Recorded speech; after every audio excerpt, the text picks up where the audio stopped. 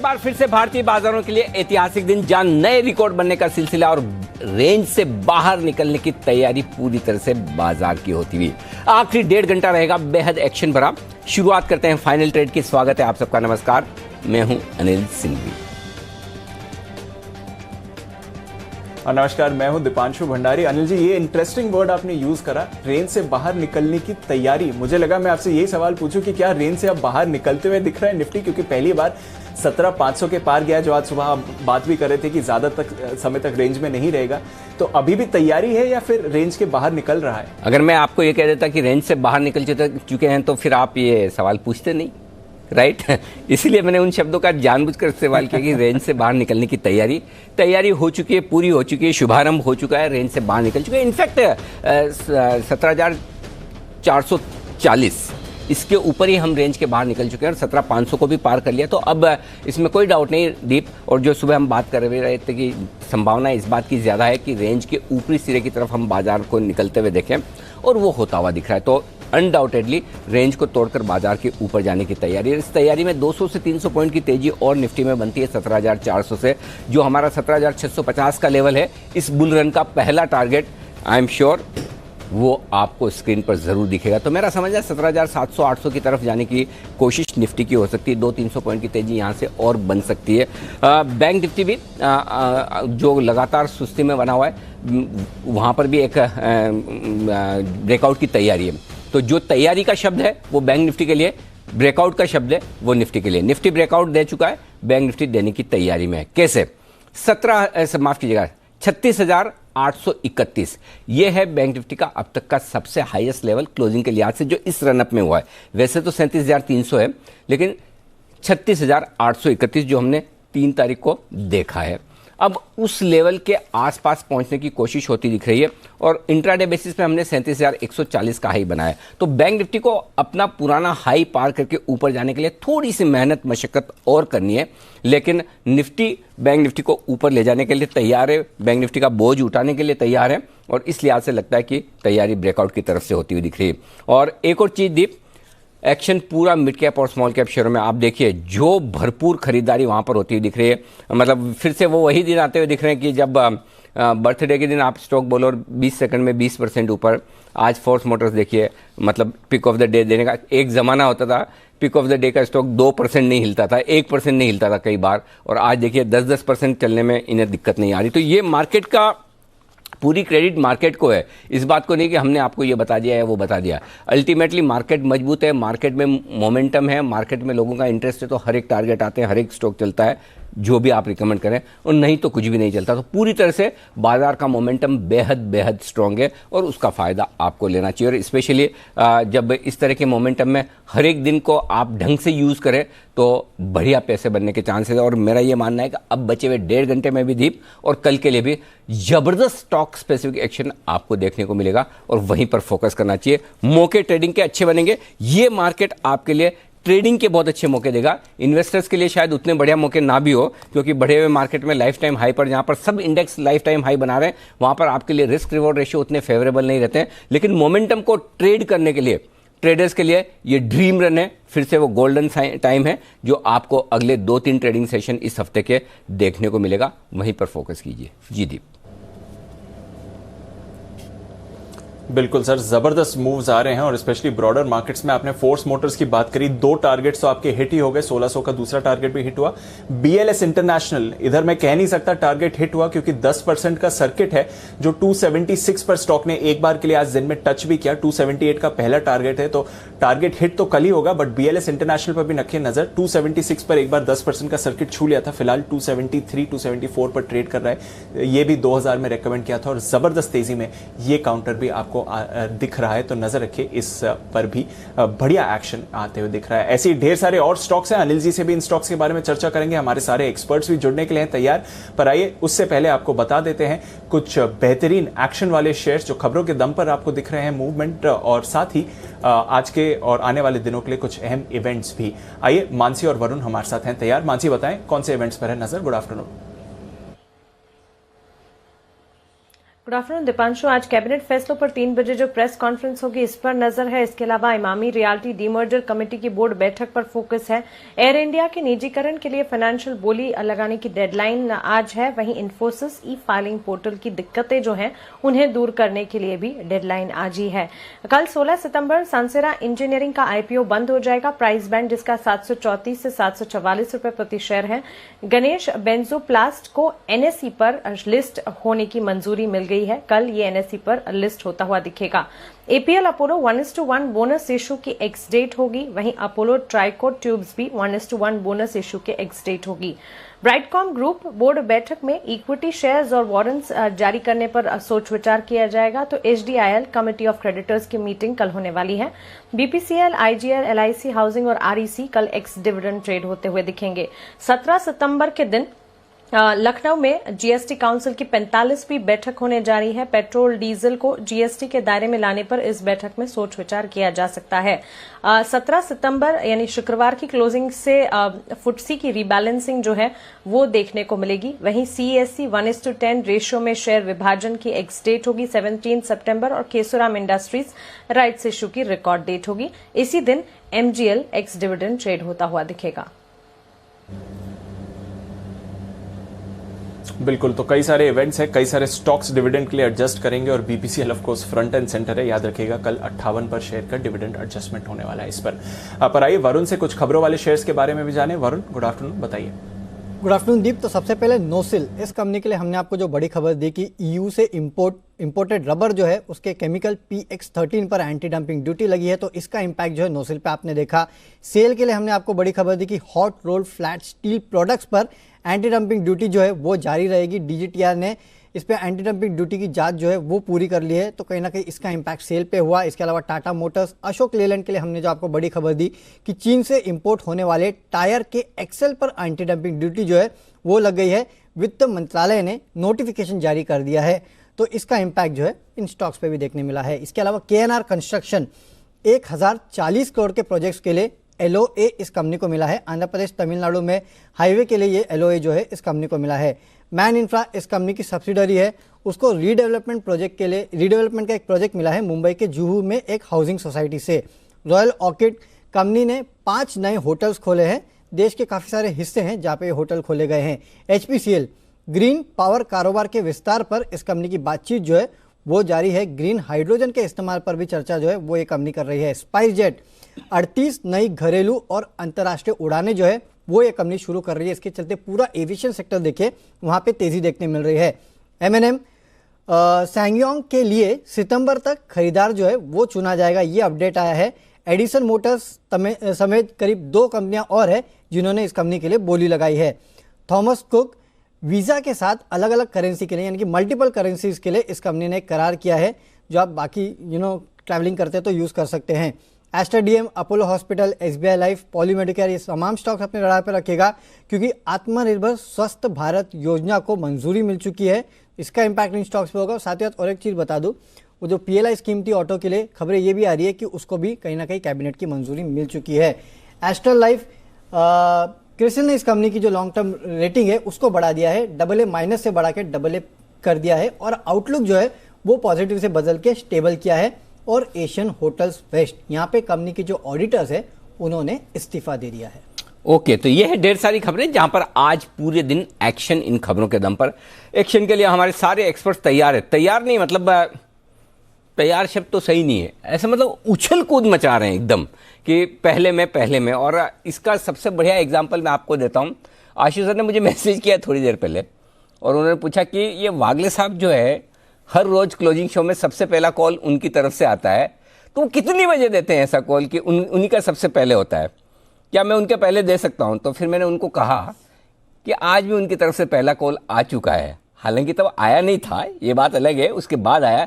लेकिन आशीष सर देखिए, वागले साहब के से कॉल लेने के पीछे एक तो नेचुरली वो पहले तो देते ही हैं आमतौर पर, और दूसरा उनका हमारा रेस्पेक्ट है थोड़ा उनकी सीनियरिटी का, उस वजह से मैं जनरली वागले साहब के लिए कॉल बजा। और तीसरी वजह एक और है कि उनका कॉल 30 सेकंड में खत्म हो जाता है मैक्सिमम। तो ये 3 बड़े कारण है जिसके लिए वागले साहब के लिए पहले बिगुल बजता है।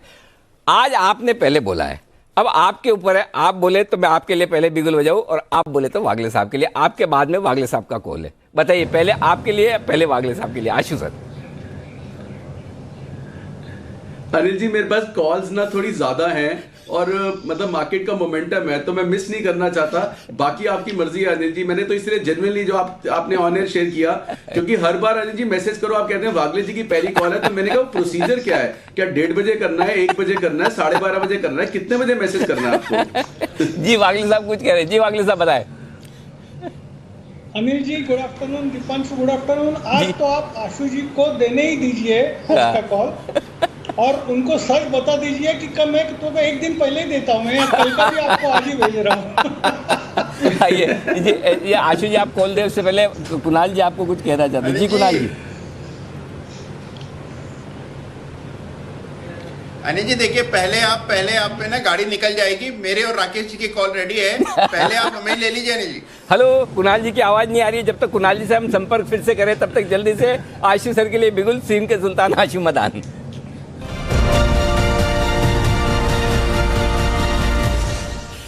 बताएं सर। अनिल जी 2 कॉल्स तो मैं जल्दी देता हूं, उसके बाद मेरा टोटल 4 कॉल्स है आज तो। अनिल जी पहली कॉल है मदरसन सुमी पे। अनिल जी मदरसन सुमी पे मतलब एक नया मूव शुरू हो चुका है, तो 220 की अनिल जी कॉल है, 12.5-13 रुपए का भाव है ये। अनिल जी मैं कैविएट दूंगा कि हमने जब क्लाइंट से शेयर की थी तो 225-26 का भाव था, अभी 228 हो चुका है, तो 2 रुपए बढ़ा है। लेकिन अनिल जी मुझे इसमें लगता है कि एक बहुत अच्छी मूव आने वाली है और जिस तरह से पॉइज्ड है, तो अनिल जी 220 वाली call in the money call Anil ji, क्योंकि फ्यूचर को रिप्लेस करना है। और Anil ji plain vanilla call ले सकते हैं, जिसको हेज करना है वो इसके अगेंस्ट 235 या 40 की एक ही कॉल 1:1 का स्प्रेड बना ले, ताकि उनको वो जो कभी कभी जो थीटा डिके की वजह से थोड़ा प्राइस कम हो जाता है, कॉल का मूवमेंट एक आध दिन नहीं आती तो उसकी वजह से होता है। अदरवाइज अनिल जी मदरसन सुमी में बहुत अच्छी मूव लग रही है और मदरसन सुमी में बाइंग करनी चाहिए और कॉल लेके बैठ जाना चाहिए, नहीं तो 1:1 कॉल का स्प्रेड बना सकते हैं। अनिल जी दूसरी कॉल है मेरी, फ्यूचर लेना है एलेम्बिक फार्मा का, एपीएल लिमिटेड। अनिल जी 790 रुपए का भाव चल रहा है। ये भी अनिल जी एक अगली मूव के लिए बहुत अच्छी तैयारी कर चुका है 775 के स्टॉप लॉस से। अनिल जी ये फ्यूचर लेना है 775 के स्टॉप लॉस से। मुझे लगता है अनिल जी अगर कोई इसको रख लेगा और अगर रखेगा चला लेगा कुछ टाइम के लिए, तो अनिल जी इसमें 850, 900, 900 प्लस का भी भाव आ सकता है। तो Alembic pharma Anil ji second stock है जिसमें फ्यूचर लेना है 790-91 पे, 775 का स्टॉप लॉस और 850-900 रुपए के टारगेट का। तीसरी चीज Anil ji state bank of India में फिर रिट्रेड कर रहा हूं। उस दिन मैंने Anil ji 3 example, can bank, bank of Baroda, PNB का एग्जांपल देके कहा था कि अगर पीएसयू लेना है तो स्टेट बैंक। आज अनिल जी स्टेट बैंक ने भी वो ब्रेकआउट जो इतने दिनों से परेशान कर रहा था, मतलब वो दे दिया है। और मतलब हमने तो कॉल पहले की दी हुई है, तो मेरा मानना है कि अनिल जी बिल्कुल पकड़ के बैठे रहें। ये 500, 550 की मूव की तरफ तैयार हो रहा है स्टेट बैंक, तो बिल्कुल पकड़ के बैठे रहें। जिसने नया लेना है नया ले ले, डिलीवरी लेनी है डिलीवरी ले ले, स्प्रेड बनाना है स्प्रेड बना ले। तो अनिल जी ये 3 कॉल्स तो हैं, स्टेट बैंक रीट्रेड कर रहा हूं जो वो कॉल थी। और एक अनिल जी अगर आप कहें तो मैं और शेयर कर लेता हूं, अगर ये 3 के बारे में कुछ है तो बताइए। नहीं बिल्कुल ऐसा करना बाकी सबके साथ नाइंसाफी हो जाएगी। थोड़ी सी आप अपनी भावनाओं को लगाम दें। मैं आपके पास जल्दी से फिर से आ रहा हूं आशु सर। बिल्कुल अभी अपने को 3:30 बजे तक बहुत सारे काम करने। अगला बिगुल आपके लिए वागले साहब, वागले का वंडर।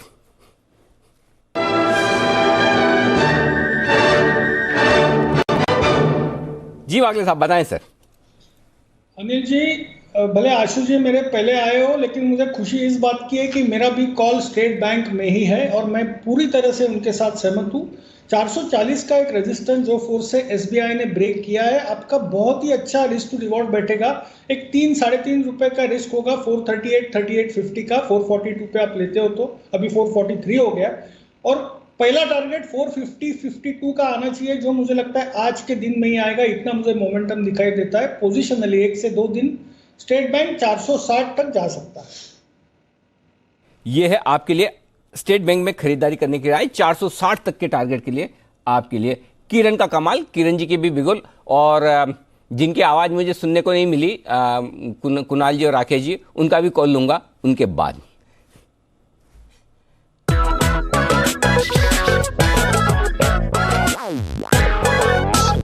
बताएं सर।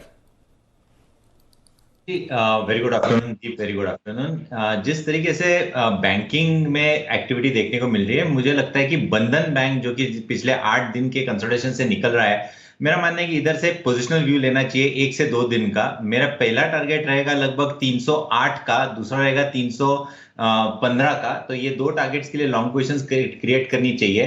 स्टॉप लॉस आपका रहेगा 288 रुपीज 50 पैसे पे। ये फ्यूचर्स के लेवल्स सारे के सारे बताए।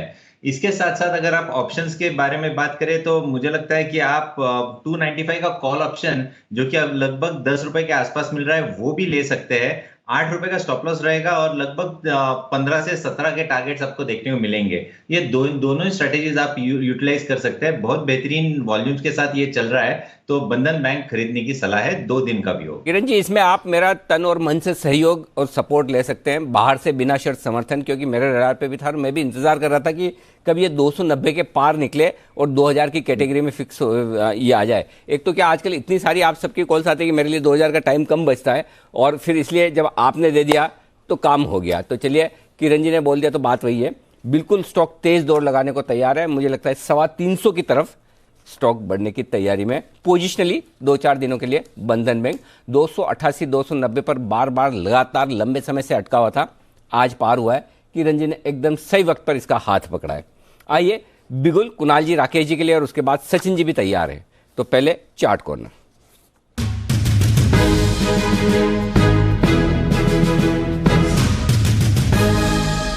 बताएं सर।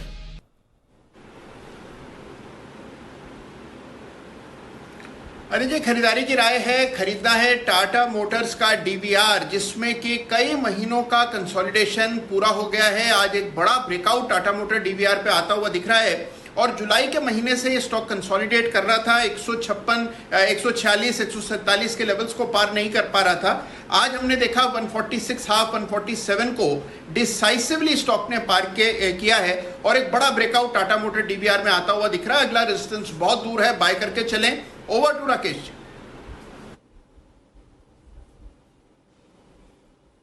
अरे जी, बेहतरीन रिवर्सल है, बेहतरीन रिवर्सल पैटर्न है, रिवर्सल ब्रेकआउट है, मिस नहीं करना चाहिए। 145 के नीचे का स्टॉप लॉस लगाना है। 158, 158 पहला टारगेट, 165 दूसरा टारगेट। टाटा डीवीआर है हमारा स्पेशल पिक वाला स्टॉक। ओके, तो 158, 165 के टारगेट के लिए टाटा मोटर्स डीवीआर पर करें खरीदारी। फिलहाल 150 के करीब कर रहा है ट्रेड। आइए अब चलते हैं सचिन जी के पास, बिगल उनके लिए बीटीएसटीटी।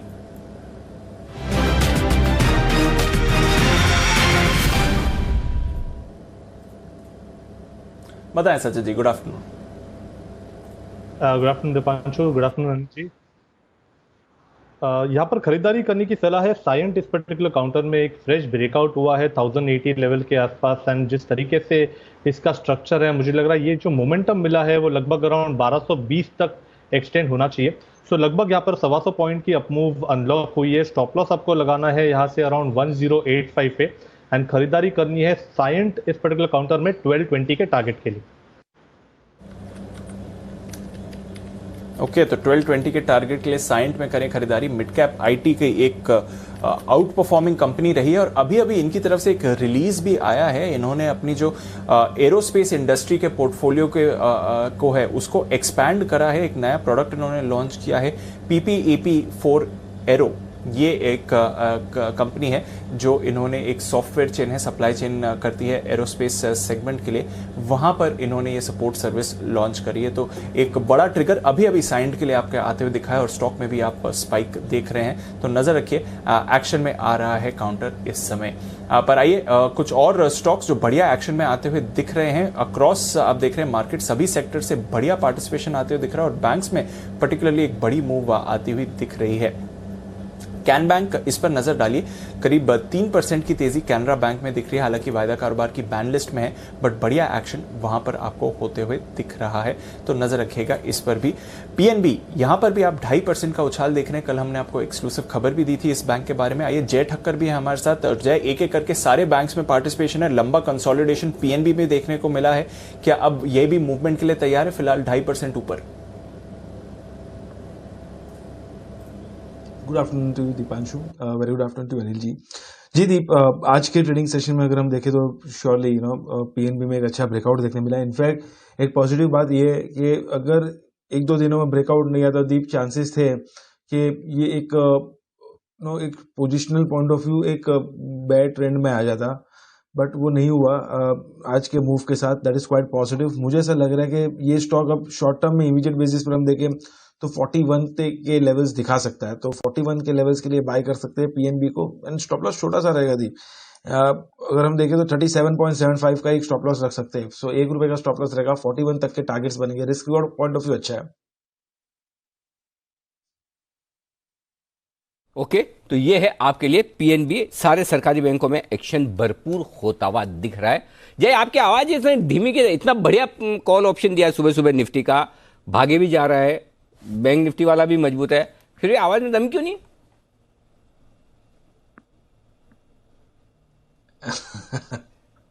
अनिल जी ऐसे ही है, but yes Anil ji, yes target सारे हासिल हो गए बैंक निफ्टी के, दोनों ही टारगेट्स हासिल हो गए अनिल जी। बैंक निफ्टी के जो हमने दिए थे 36,500 का ऑप्शन। अगर जय अगर तबियत पूछने आना हो तो हम पूरा पैनल तैयार है आपके घर पे। हम लोग वैसे बहुत बिजी हैं, सारे लोग, सब बड़े बड़े लोग हैं पैनल पे, आप जानते ही हैं। फिर भी अगर आपको लगता है तबियत पूछने घर पे आता है तो ब्रेकफास्ट, लंच, डिनर 3 टाइम पे सब लोग फ्री रहते हैं। आप जिस भी वक्त बोलेंगे आ जाएंगे, तैयार है हम सब। क्यों, ठीक है ना किरण जी? ठीक है, चल सकते हैं ना इन 3 में से किसी एक टाइम पर? तीनों टाइम के लिए अनिल जी मोस्ट वेलकम। चलिए, आपकी आवाज आपकी आवाज थोड़ी नरम लगी तो मैंने कहा जय की तबीयत पूछ लेता हूँ। बहुत बढ़िया जय, शानदार आपका कॉल, दोनों ही कमाल करते हुए दिख रहे हैं, निफ्टी और बैंक निफ्टी के भी। आइए आशीष सर से भी उनकी एक कॉल लेनी, उससे पहले जल्दी से एक बार हवाई किराए में जो बढ़िया बढ़त दिख रही है उस पर वरुण की एक बार पूरी रिसर्च और डिटेल्स ले जाए। वरुण, ये खबर अच्छी है कि खराब? देखिए अनिल जी, एविएशन कंपनीज के लिए अच्छी उनके लिए अच्छी। हाँ, किराया बढ़ गया, अच्छा है। कम से कम बहुत दिन से ये चाह रहे थे कि किराया बढ़ जाए, और वो बीच में वो इंक्रीज भी किया था ना, वो जो अपर रेंज और लोअर रेंज, किराए की कैप, मतलब कैप रेंज की उसकी बढ़ोतरी मिनिमम इतना रख सकते हैं डेफिनेटली, लेकिन उसमें तो मामूली बढ़ोतरी थी, लेकिन डिमांड जो है वो काफ़ी अच्छी है। और देखिए हमने आपको इसके पहले भी बताया था कि किस तरह से फेस्टिवल डिमांड जो है वो काफ़ी बेहतर नज़र आ रही है, और उसके चलते रेलवे, रोडवेज, एयरवेज, हर जगह अगर आप देखेंगे तो बुकिंग्स में अच्छी खासी बढ़ोतरी हुई है। और इसके लिए अगर आप देखेंगे तो जो एयरफेयर्स है उसमें अच्छी खासी बढ़ोतरी देखने मिली है। पिछले साल के अगर मुकाबले अगर आप देखेंगे तो करीब 20 से 30% के आसपास की बढ़ोतरी जो है एयरफेयर्स में वो देखी गई है। और जो ये बढ़ोतरी हुई है ना, ये अभी सितंबर के महीने में ज़्यादा देखने मिली है। इसके पहले अगर आप देखेंगे तो थोड़ी सुस्ती थी, पिछले साल के मुकाबले ऑलमोस्ट फ्लैट थे। एकाएक जो बढ़ोतरी है वो काफ़ी ज़्यादा हुई है, और सीधी बात है कि जो डिमांड है उसमें इंप्रूवमेंट हो रहा है। इसके लिए अगर आप देखेंगे फॉर एग्जांपल बेंगलोर कोलकाता के बीच में जो हवाई किराया है उसमें करीब 34% के आसपास की बढ़ोतरी जो है वो 1 से 12 सितंबर के बीच में देखने मिली है। नई दिल्ली से मुंबई के बीच में जो हवाई किराया है उसमें 30% के आसपास की बढ़ोतरी हुई है। बैंगलोर दिल्ली के बीच में जो हवाई किराया है उसमें करीब 23% के आसपास की बढ़ोतरी हुई है। In fact domestic passenger air traffic जो है वो almost 60% of pre Covid level के आसपास पहुंच चुका है। इस तरह की डिमांड जो है वो देखने मिल रही है। वैसे भी जो एयरलाइन कंपनीज है उनको मेरे ख्याल से करीब 70-75% के आसपास ही अपनी जो सीट्स है उनको फुल करने की परमिशन मिली है, और उसमें भी इस तरह की डिमांड देखी जा रही है कि ये कंपनीज एयरफेयर जो है उसमें बढ़ोतरी कर पा रही है। तो जाहिर सी बात है बेहतर डिमांड का यह फ़ायदा मिल रहा है। इनफैक्ट जो मैं रिपोर्ट्स पढ़ रहा था उसमें iXiGo ऐप नाम का एक ऐप है और वेबसाइट है। इजीगो सर, इसको इजीगो बोलते हैं? हाँ, iXiGo मुझे वो कोई नहीं पूछ लो, दीप से पूछ लो अगर कहीं भी ऐसा दीप शायद बता देंगे। दीप ये iXiGo इजीगो ही बोलते हैं इसको, इजीगो बोलेंगे। पूछो दीप से। दीप बताइए। जो अनिल सर कह रहे हैं वो ही बोलेंगे, बट आई थिंक iXiGo होगा।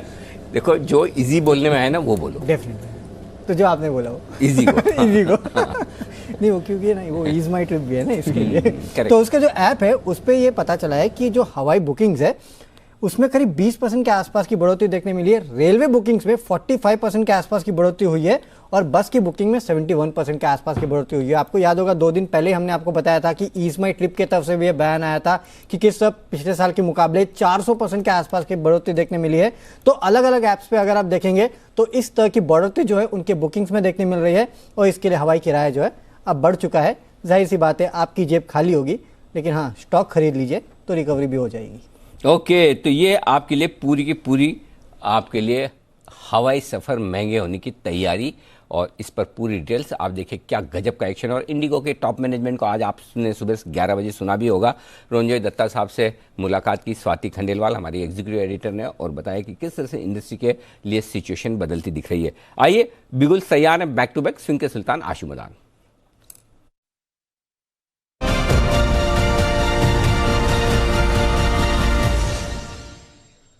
बताएं आशु sir. Anil ji, bank Nifty का स्प्रेड है, लेकिन अनिल जी एक रिमाइंडर जरूरी है। परसों अनिल जी बैंक निफ्टी का कॉन्ट्रा कॉल लेके जब आपने कहा था कि 230 पॉइंट डाउन है तो बियर स्प्रेड ही आएगा, बुल स्प्रेड दिया था अनिल जी 100 रुपए कॉस्ट पे। अनिल जी वो उस वक्त इसका भाव है 225 रुपए, तो मतलब 100 रुपए लगा के आपको 125 रुपए का प्रॉफिट है।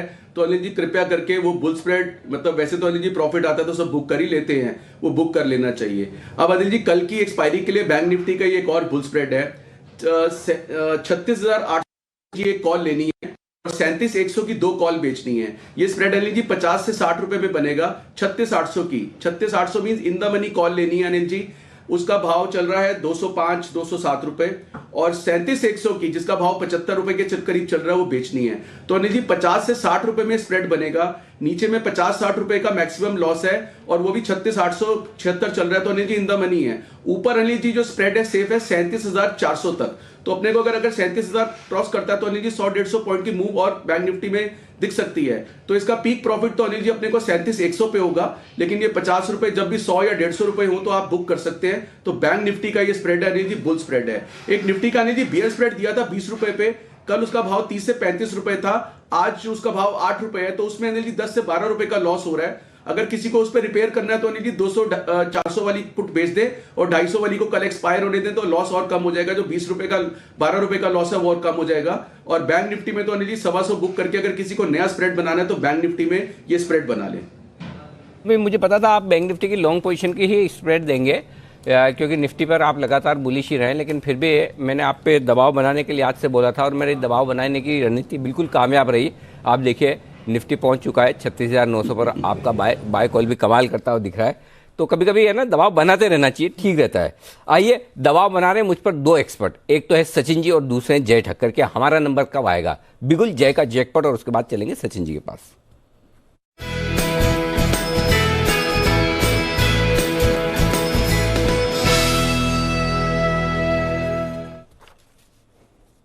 जय बताइए। जी अनिल जी, बैंकिंग स्टॉक्स में अच्छा मोमेंटम है, इसीलिए इंडसइंड बैंक का 1060 के स्ट्राइक का कॉल ऑप्शन खरीद के चल सकते हैं। 29.90 पर ट्रेड कर रहा है, इसको खरीद कर चलना है। 19 रुपए के स्टॉप लॉस के साथ करीब 11 रुपए का एक स्टॉप लॉस बनेगा। 29.90 पे खरीदना है इंडसइंड बैंक का 1060 का कॉल। मुझे ऐसा लग रहा है कि इसमें बढ़िया ब्रेकआउट है, अच्छा खासा लॉन्ग बिल्डअप इसमें देखने मिल रहा है और काफी समय के बाद ये स्टॉक एक्शन में आया है। अनिल जी अगर हम देखें तो लगभग ये स्टॉक जून महीने से एक साइडवेज कंसोलिडेटिंग फेज में चले गया था, अब एक अच्छा मोमेंटम यहाँ पे बिल्डअप होते हुए देखने मिल रहा है। 40 का फर्स्ट टारगेट रहेगा, 47 का दूसरा, ये 2 टारगेट्स के लिए खरीद के चले इंडसइंड बैंक का 1060 के स्ट्राइक का कॉल ऑप्शन। तो ये है आपके लिए कॉल ऑप्शन में खरीदारी करने की राय इंडसइंड बैंक में। आइए सचिन जी के लिए बिगुल BTS का।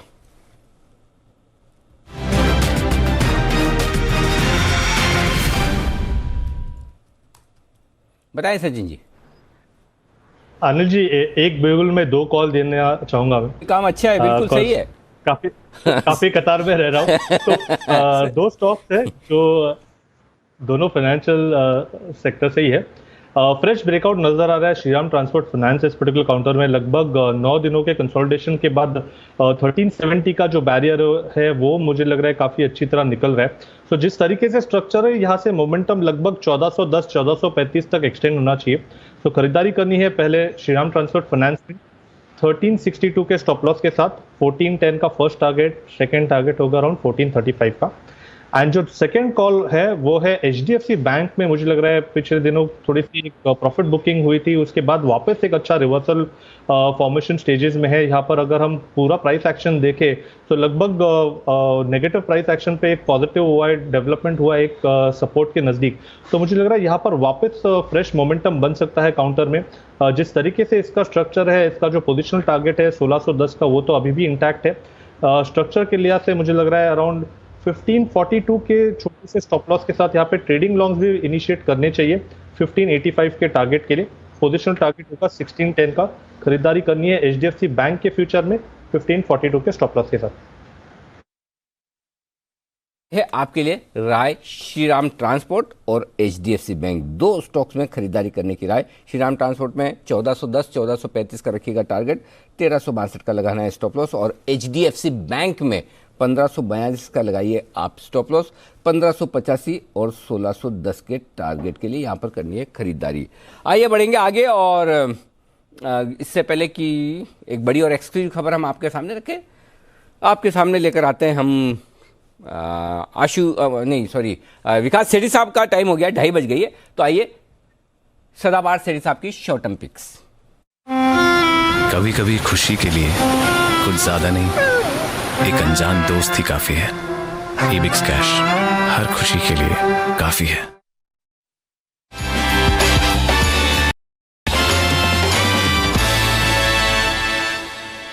सेठी साहब सुस्वागतम।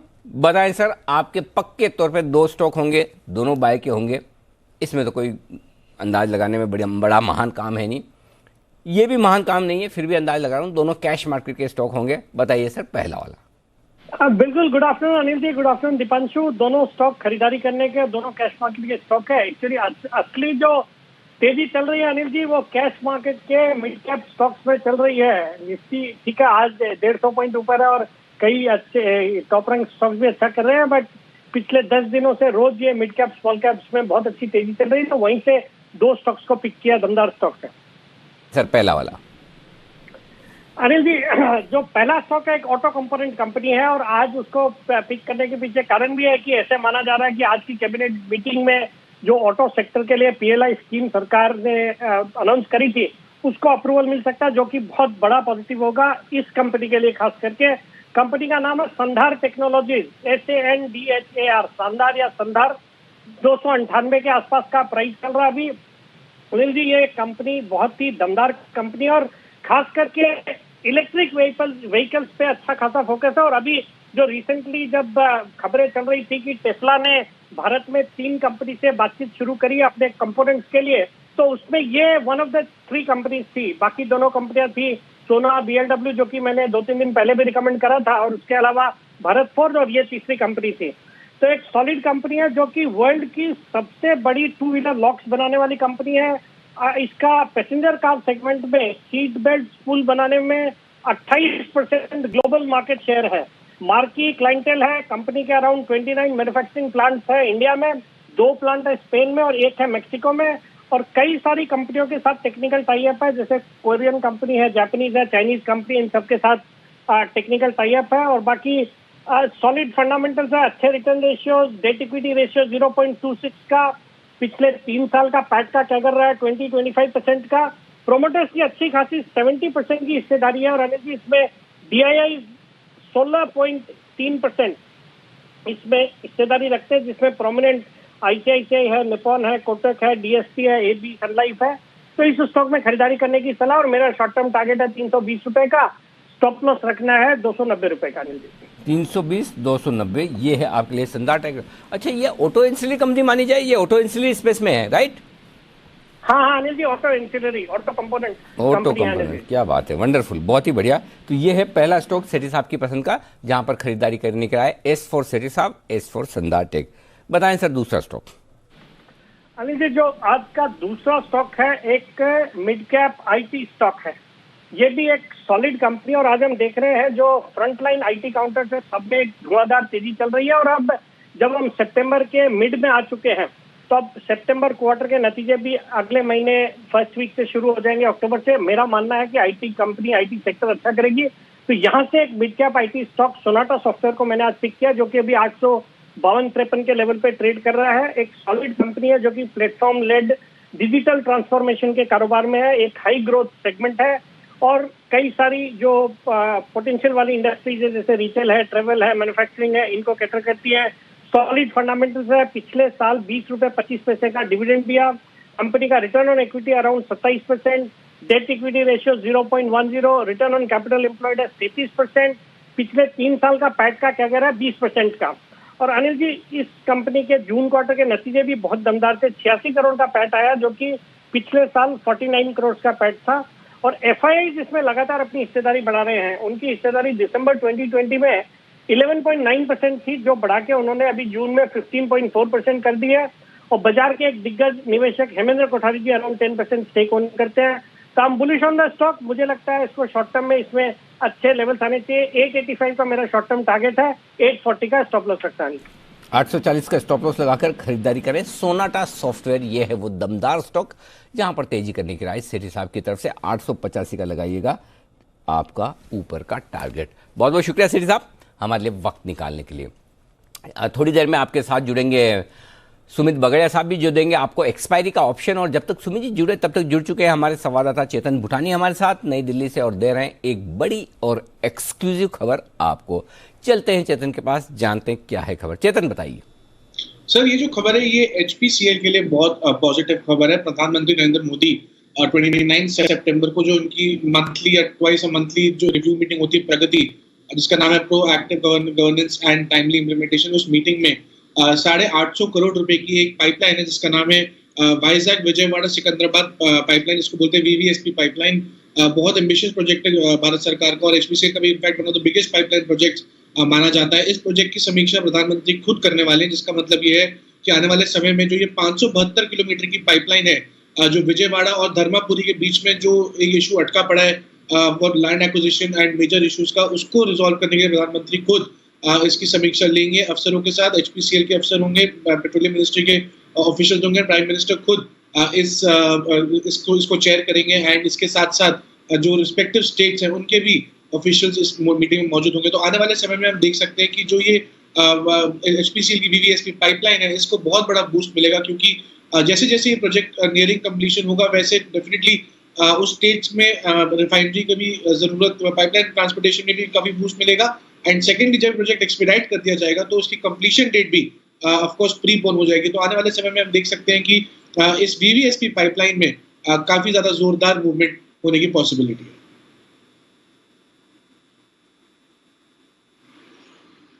खबर आती हुई दिख रही है और HPCL को डेफिनेटली इसका बड़ा फायदा होते हुए दिखेगा। स्टॉक भी आपको एक्शन में आते हुए दिख रहा है, 1.5% ऊपर इस समय है। नजर रखेंगे HPCL पर और देखिए स्टॉक में भी रिकवरी आ रही है। पर आइए अब नजर रखते हैं बाजार के लिए कौन से इंपॉर्टेंट लेवल्स हैं इस समय, इसके बारे में जान लेते हैं। अनिल जी के साथ चलते हैं उनके पास मार्केट स्ट्रैटेजी के लिए।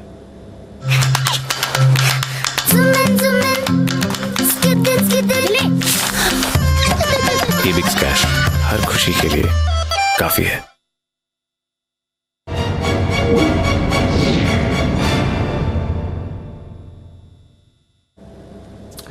अनिल जी, बढ़िया एक्शन है डाउ फ्यूचर्स में। हालांकि कल शाम 290 अंक जरूर डाउ गिरा था, पर अभी अगर आप देखेंगे तो करीब 60 अंक मजबूत है। नैस्डैक फ्यूचर्स और S&P फ्यूचर्स भी करीब 1/4% ऊपर आपको इस समय दिखेंगे।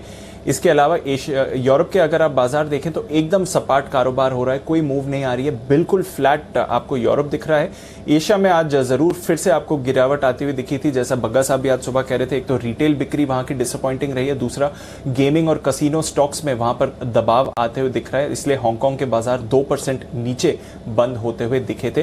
पर इसके अलावा बाकी ग्लोबल मार्केट्स एकदम ठीक ठाक कारोबार कर रही हैं। कच्चा तेल $74 के करीब और गोल्ड भी $1800 के आसपास कर रहा है ट्रेड। बताएं सर क्या करना है?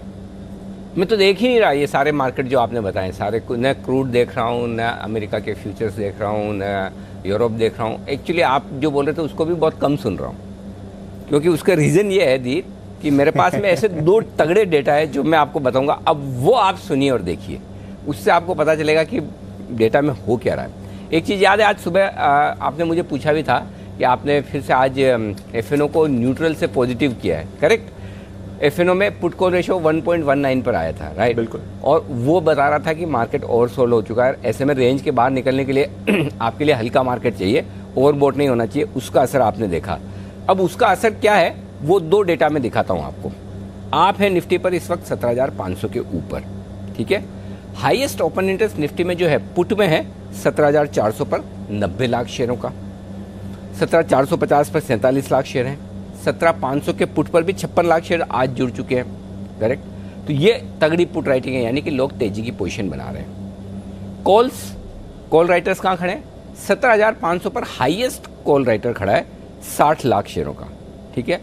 अब जैसे ही निफ्टी ने 17,500 पार किया है, करीबन दीप 1,40,00,000 शेयर, ध्यान से सुनिएगा जो डेटा मैं बता रहा हूँ, 1,40,00,000 शेयर निफ्टी के कॉल राइटर्स ऐसे हैं जो 17,500 के ऊपर शॉर्ट होकर रिस्क पर हैं।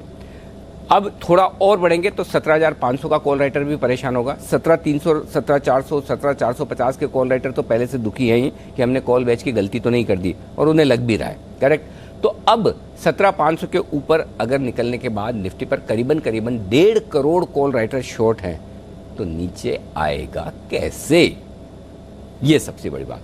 अब आपके लिए कल निफ्टी का बेस शिफ्ट हो जाएगा 17,350 से लेकर 17,425 की रेंज में, यानी कि आप यहां से 100 से 150 पॉइंट नीचे अब निफ्टी को बेस देखेंगे। और जब बेस आपका ऊपर शिफ्ट हो रहा हो, हाईएस्ट ओपन इंटरेस्ट कॉल्स में जिस लेवल पर हो उसके ऊपर बंद होने की तैयारी हो रही हो, तो बाजार मजबूत रहेगा। बचे हुए 1 घंटे के लिए भी यहां से और अपसाइड बन सकती है और तेजी और बनेगी। अब आप है ना, सेम चीज़ है, जब मैं से आपको डराता नहीं है ना कि जब आपको लगता है कि निफ्टी 100 पॉइंट नीचे खुल रहा है या सेंसेक्स 300 पॉइंट नीचे खुल रहा है, तो मैं आपको क्या बोलता हूँ कि डरो मत, पॉइंट में मत देखो, परसेंटेज में देखो। अब भी मैं आपको ये बोल रहा हूँ, ये मत देखो कि निफ्टी 125 पॉइंट या 150 पॉइंट ऊपर है, पॉइंट में मत देखो, परसेंट में देखो कितना ऊपर है, मुश्किल से 0.1%, तो कौन सा ज़्यादा हो गया। तो इसलिए परसेंटेज में देखिए, यहाँ से भी अपसाइड है निफ्टी में, और निफ्टी की लॉन्ग पोजीशन को आप बरकरार रखिए। फ्रेश खरीदारी करना चाहें तो भी कर सकते हैं इन लेवल पर, क्योंकि कॉल राइटर्स का तगड़ा सपोर्ट निफ्टी को मिलेगा। अगर 50-75 पॉइंट निफ्टी नीचे आ गया यहाँ से, तो आराम से 17,425, 17,440 की रेंज में निफ्टी को सपोर्ट मिल जाएगा, और उस लिहाज से आपको खरीदारी करनी चाहिए। ऊपर के टारगेट 17,600, 17,650 के लेकर चल सकते हैं। ये पहला डेटा। अब दूसरा डेटा बताता हूँ आपको दीप। एक और चीज़ याद होगी कि लगातार हम 2 दिनों से 3 दिनों से बात करेंगे 36,500, 36,500 एक ही लेवल पर पुट और कॉल दोनों लड़ रहे हैं, दोनों का हाईएस्ट ओपन इंटरेस्ट एक ही जगह है। निर्णय आ चुका है, इस लड़ाई का निर्णय यह आया है कि तेजी के फेयर में, कि 36,500 के कॉल राइटर्स ने हथियार फेंके, पुट राइटर्स जिन्होंने तेजी की वो आगे हैं। अब देखिए, जो 17,500 के ऊपर 1.5 करोड़ शेयर निफ्टी के कॉल राइटर्स हैं, वैसे ही इस वक्त आप हैं 36,900 पर। 36,900 पार करने पर बैंक निफ्टी में 80 लाख कॉल राइटर्स है, 80 लाख शेयर बैंक निफ्टी के शॉर्ट है।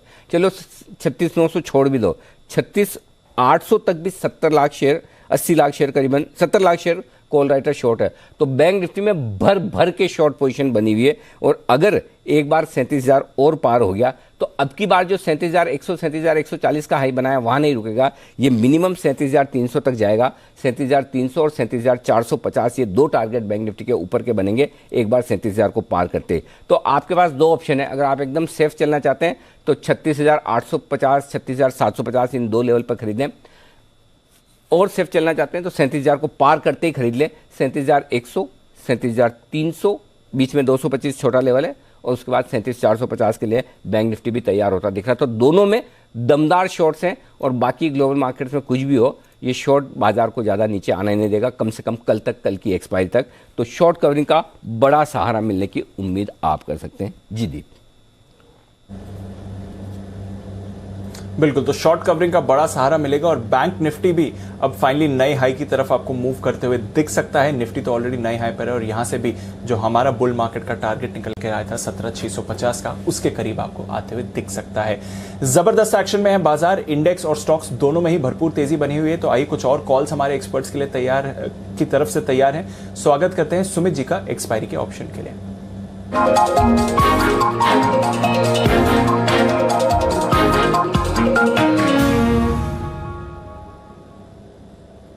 बताएं सुमित जी। Good afternoon Deepanshu. मेरे पास एक स्टॉक स्पेसिफिक ऑप्शन है और एक एक्सपायरी ऑप्शन है। तो पहले स्टॉक स्पेसिफिक ऑप्शन का बात करते हैं। जैसे कि मैंने सुबह भी कहा था कि बैंकिंग स्टॉक्स में एक बड़ा मूव आने वाला है, बैंकिंग स्टॉक्स में ध्यान रखना, और बैंकिंग स्टॉक्स में देखिए एक एक करके मूव आ रहे हैं। अब जो स्टॉक मेरे रडार पे आया है वो है फेडरल बैंक। 83 रुपीज का अभी भाव चल रहा है, 83 रुपीज 10 पैसा टू बी वेरी प्रिसाइज। मेरे को ऐसा लग रहा है कि फेडरल बैंक अब यहाँ से एक अच्छा ऊपर का मूव दिखाने को तैयार है। यही सीएमपी पे इसमें खरीदारी करे, ऊपर में 88 रुपीज से लेकर 90 रुपीज तक का मूव शॉर्ट टर्म में जल्दी ही ट्रेडिंग के लिहाज से देखने को मिलेगा। तो ऑप्शंस के जरिए 84 वाला कॉल ₹2.30, ₹2.40 पे अभी ट्रेड कर रहा है। ₹1.5 का इसके अंदर स्टॉप लॉस लगाना है। 84 का कॉल फेडरल बैंक का खरीदारी करना है। ऊपर में ₹3.5 से लेकर ₹4 तक का मूव फेडरल बैंक के 84 के कॉल के अंदर देखने को मिल सकता है। ये तो था दीपांशु स्टॉक ऑप्शन। अब एक्सपायरी ऑप्शन दे दूं। एग्जैक्टली अभी 2 मिनट पहले मेरे रडार पे फेडरल बैंक ही आया है। मैंने कहा सारे बैंक चल रहे हैं, कौन सा बैंक है जो अब नेक्स्ट चल सकता है, स्पेशली प्राइवेट सेक्टर बैंक में फेडरल बैंक एकदम परफेक्ट तैयार होता दिख रहा था भागने के लिए। और हाल ही में राकेश झुंझुनवाला साहब ने भी इसमें बड़ी हिस्सेदारी खरीदी। मैं सोच ही रहा था क्या बात है, एकदम टाइमली आपने पकड़ा है, बिल्कुल ज़बरदस्त, जैसे कि बंधन बैंक पकड़ा है किरण जी ने। आपके टारगेट बिल्कुल आने की तैयारी में। ₹2.5 के आसपास ये कॉल ऑप्शन खरीदना है, 1.5 का स्टॉप लॉस, 3.5 और 4 के टारगेट। दूसरा बताओ सर। दूसरा अब अनिल जी एक्सपायरी ऑप्शन का बात करते हैं। तो अनिल जी बैंकिंग स्टॉक है तो एक्सपायरी ऑप्शन मैं बैंक निफ्टी में देता हूँ इस बार। सुबह वाला जो लिया था वो तो अचीव हो गया निफ्टी का, 17,350 वाला कॉल का बात कर रहा हूँ। और अब जो है बैंक निफ्टी को लेना है। बैंक निफ्टी सुबह से अच्छा मूव दिखा रहा है और मेरे को लग रहा है यहाँ से भागने को तैयार है। 36,900 वाला कॉल ₹150 पे अभी ट्रेड कर रहा है। 36,900 वाला बैंक निफ्टी का कॉल 150 पे अभी ट्रेड कर रहा है। खरीदारी करे इसको। 37,000 का लेवल जैसे ही टूटेगा बैंक निफ्टी में एक अच्छा ऊपर का मूव देखने को मिलेगा। तो 36,900 का कॉल में ₹50 का स्टॉप लॉस लगाए। 150 का अभी भाव चल रहा है। ₹250 का टारगेट होगा। दूसरा टारगेट होगा 350 का। Buy 36,900 call at 150, stop loss 50, target 250 और 350।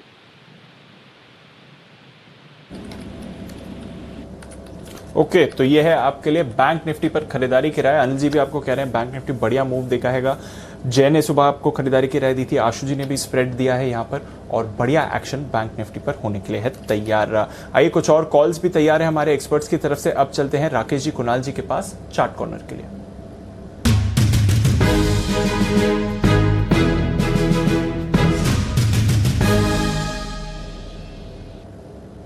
बताएं सर।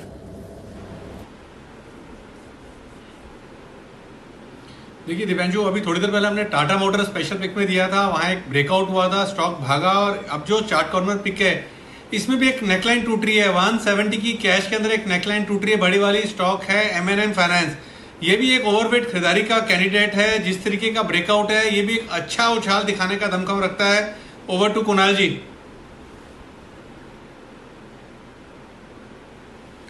देखिए दीपांशु, बिल्कुल एक मेजर लेवल टूटता हुआ अभी अभी चार्ट पर नजर आ रहा है, तो बिल्कुल मौके पर हम लोग खरीदारी की राय दे रहे हैं। M&M फाइनेंस में स्टॉक में आपको 185 190 के लेवल्स भी कुछ दिनों में आते हुए दिखेंगे। इस तरह का चार्ट स्ट्रक्चर है, यहाँ पर बाय करके चलें। स्टॉप लॉस एक छोटा सा रखें। स्टॉप लॉस रखना है 167 पर। 167 के स्टॉप लॉस से बाय करें। पहला टारगेट 178, 178, दूसरा टारगेट 185, 185 तक जाता हुआ दिख रहा है। M&M फाइनेंस पे खरीदारी कराएं। बिल्कुल, तो 185 तक के टारगेट के लिए M&M फाइनेंस दौड़ लगाने को है तैयार। बैंक्स और फाइनेंशियल्स यहीं पर सबसे ज्यादा एक्शन बनते हुए दिख रहा है। आइए अब बिगुल जय के लिए, जय का जैकपॉट।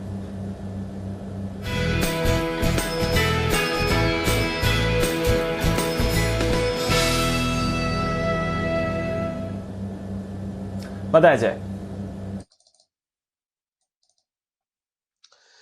दीपांशु, मुझे पसंद आ रहा है NMDC का 155 के स्ट्राइक का कॉल ऑप्शन खरीद कर चलना चाहिए। ₹4.40 के आसपास ट्रेड कर रहा है अभी ये, इसको खरीद कर चले। इसमें बहुत ही एक बढ़िया कंसोलिडेशन हुआ है और मुझे ऐसा लग रहा है कि यहाँ पे एक शॉर्ट कवरिंग हमें देखने मिलना चाहिए। इसमें जो फर्स्ट टारगेट दीप ऊपर की तरफ बनेंगे, that would be around 6.20 and second target बन रहा है 7.40, 6.20, 7.40, ये दो टारगेट्स के लिए खरीदे। स्टॉप लॉस इसमें रहेगा ₹3.20 का। अगर टेक्निकली अगर हम देखें डेरिवेटिव पॉइंट ऑफ व्यू, तो मुझे ऐसा लग रहा है कि एक शॉर्ट कवरिंग हमें यहाँ पे देखने मिलेगा। टेक्निकली अगर मैं देखूँ तो एक सिमेट्रिकल ट्रायंगल पैटर्न एक्जैक्टली उसके 200 डेमा के ऊपर बना है। डेली इंडिकेटर्स में एक बाय क्रॉस ओवर देखने मिल रहा है। इसलिए से मुझे ऐसा लग रहा है कि ये स्टॉक लगभग 162 से 165 तक के लेवल स्पॉट में दिखा सकता है। तो एक बड़ा मूव आ सकता है, लगभग 10-12 रुपए का move, which would be somewhere around 7-8%। So stock options में भी हमें एक अच्छा मूव देखने मिल सकता है। बिल्कुल, तो बढ़िया एक्शन आपको NMDC में आते हुए दिख सकता है। जय की तरफ से है खरीदारी की राय, इसके कॉल ऑप्शन को खरीदें 155 वाला। चलते हैं वागले साहब के पास। बिल्कुल, वागले का वंडर।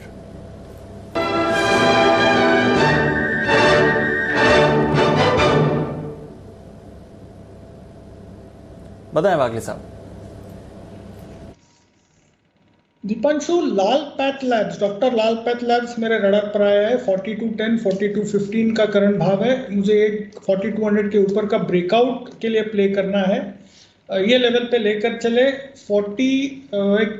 50 रुपए का नीचे का स्टॉप लॉस होगा 4170 का, और 4320 का मेरा पहला टारगेट है, जो लगभग यहाँ से 100 रुपये ऊपर है, और पोजिशनली ये स्टॉक 4450 तक जा सकता है। बहुत ही अच्छा पैटर्न है।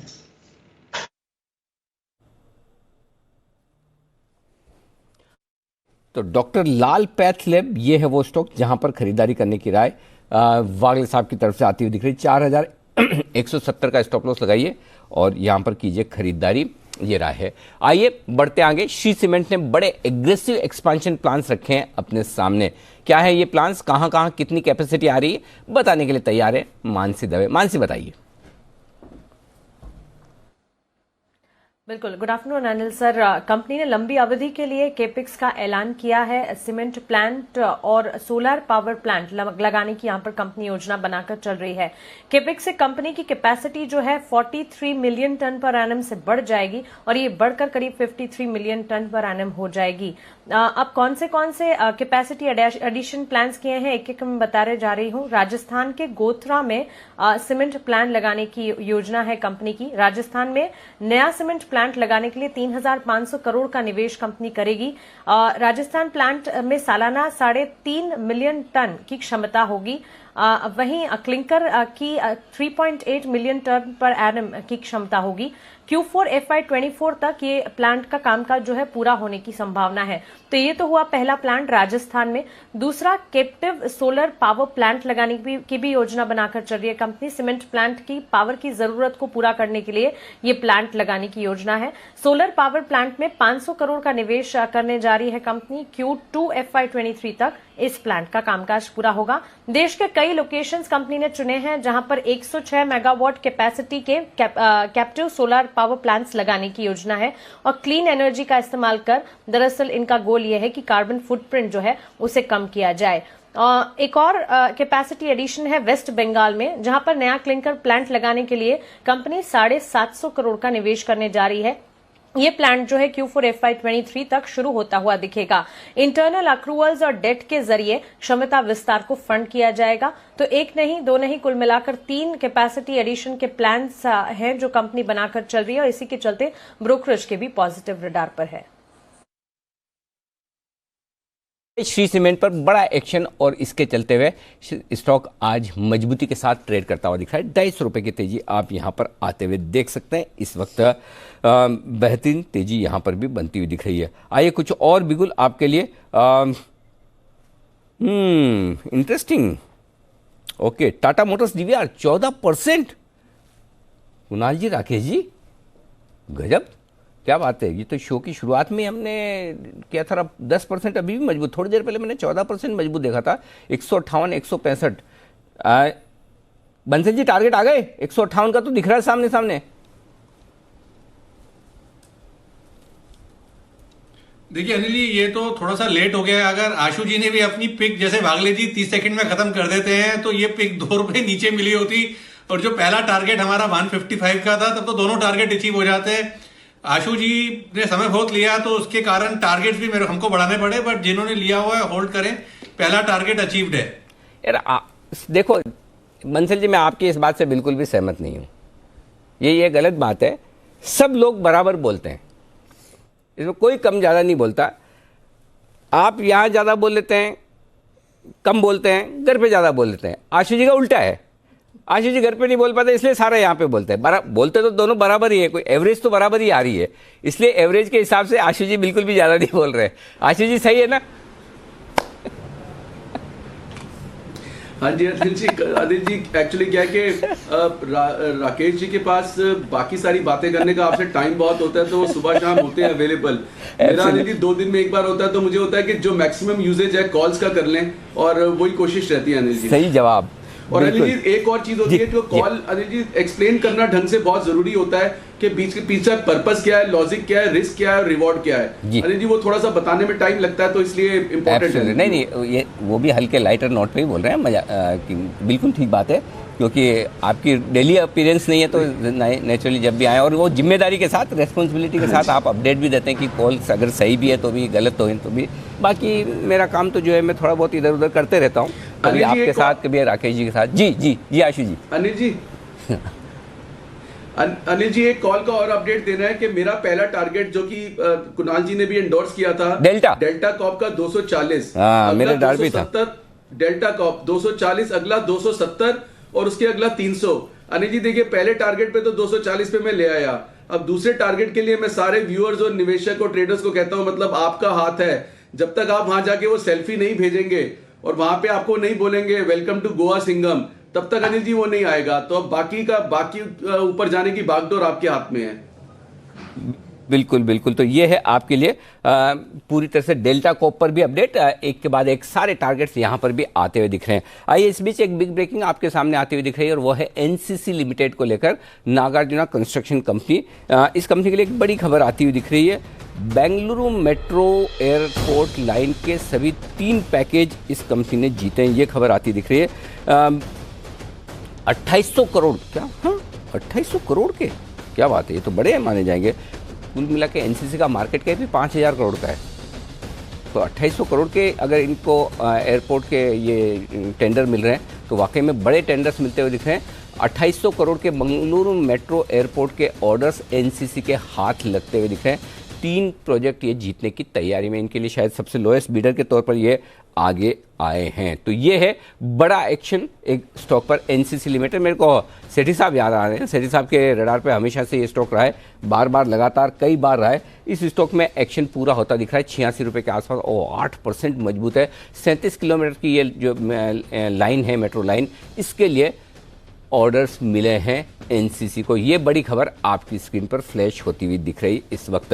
एनसीसी लिमिटेड, जरा इसके चार्ट पर एक बार कुणाल जी जल्दी से राय दें, स्टॉक तेज दौड़ लगाता हुआ दिख रहा है, बताएं सर।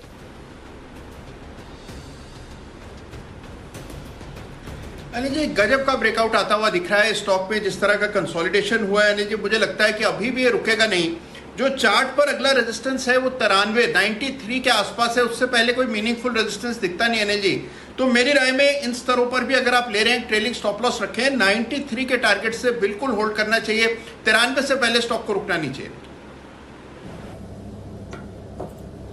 93 की तरफ जा रहा है एनसीसी। बड़ा ऑर्डर जीता है कंपनी ने और देखिए 8.5% का उछाल आते हुए दिख रहा है। लगातार ऑर्डर्स बढ़ते जा रहे हैं इनके और एग्जीक्यूशन में भी हो रहा है सुधार, और इस ऑर्डर से नई जान आती हुई दिख रही है काउंटर में। आइए चलते हैं जय के पास, बिगुल उनके लिए जय का जैकपॉट।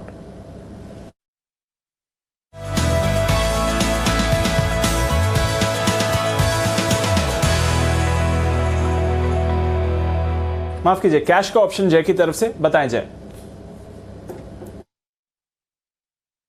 जी बिल्कुल दीप बाय करके चलना है। 17,450 का कॉल निफ्टी पर 99 पर ट्रेड कर रहा है, बट 17,450 का परसों की एक्सपायरी, कल की एक्सपायरी का ही करना है, सॉरी, 99 पर ये ट्रेड कर रहा है। इसको खरीद कर चले। यहाँ पे आपको स्टॉप लॉस प्लेस करना होगा, अगर देखें तो हम एग्जैक्ट लेवल ही बना देते हैं 49 का, सो 99 पे खरीदे, 49 का स्टॉप लॉस। फर्स्ट टारगेट दीप बनेगा 152 का, दूसरा टारगेट 170, सो 150 to 170 ये 2 टारगेट्स के लिए खरीद कर चलना है। बिकॉज मुझे ऐसा लग रहा है कि जो हमने सोचा था कि ये अच्छा ब्रेकआउट आएगा ऊपर और ऊपर पे सस्टेन करेगा, वो हुआ। और अब 17,500 का जो लेवल है वो इम्पोर्टेंट लेवल है इमीडिएट बेसिस पर। अगर आज 17,500 के ऊपर निफ्टी क्लोज करता है रिमेनिंग हाफ एन आवर में, तो काफी अच्छा शॉर्ट कवरिंग हमें और भी देखने मिल सकता है। और सेकेंडली मैं ये कहूंगा वो जो बेस था 17,300-350 का, जहां पे हमने अच्छा खासा ओआई देखने मिला था पुट साइड पर, अब वो कहीं ना कहीं शिफ्ट हो रहा है 17,400 पर, 450 रेंज पर। तो जो higher end of the range है 17,450, वो स्ट्राइक के ही कॉल ऑप्शन लेकर हम चल सकते हैं निफ्टी पर। और मुझे ऐसा लग रहा है 17,650 की रेंज है, वो टेस्ट हो सकती है कल के ट्रेडिंग सेशन में। बैंक निफ्टी से तो अच्छा सपोर्ट मिल ही रहा है, बट ओवरऑल अदर सेक्टर से भी और सपोर्ट मिलेगा निफ्टी को, और 17,650 की ओर जा रहा है अभी। ओके, तो 17,650 जिस टारगेट के बारे में अभी अनिल जी भी बात कर रहे थे, वहां पर जा रहा है निफ्टी। कल ही की एक्सपायरी का आपको खरीदना है, तो एक तरह से एक्सपायरी ऑप्शन भी इसको आप मान सकते हैं। 17,550 की कॉल खरीदे, 99 पर 152 और 170 के होंगे टारगेट्स। चलते हैं सचित जी के पास बीटीएसटीटी के लिए।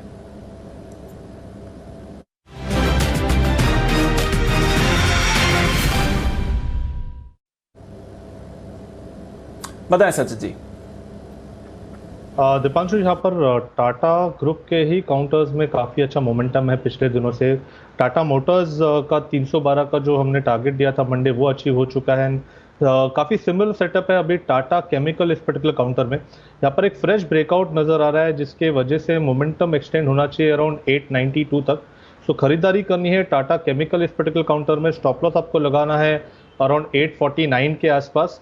फर्स्ट टारगेट होगा अराउंड 875 का एंड पोजिशनल टारगेट होगा अराउंड 892 का। 875, 892 के टारगेट के लिए टाटा केमिकल पर करें खरीदारी, ये है आपके लिए सचित जी की तरफ से राइट। टाटा ग्रुप काउंटर्स में है बढ़िया एक्शन। चलते हैं किरण जी के पास, किरण का कमाल।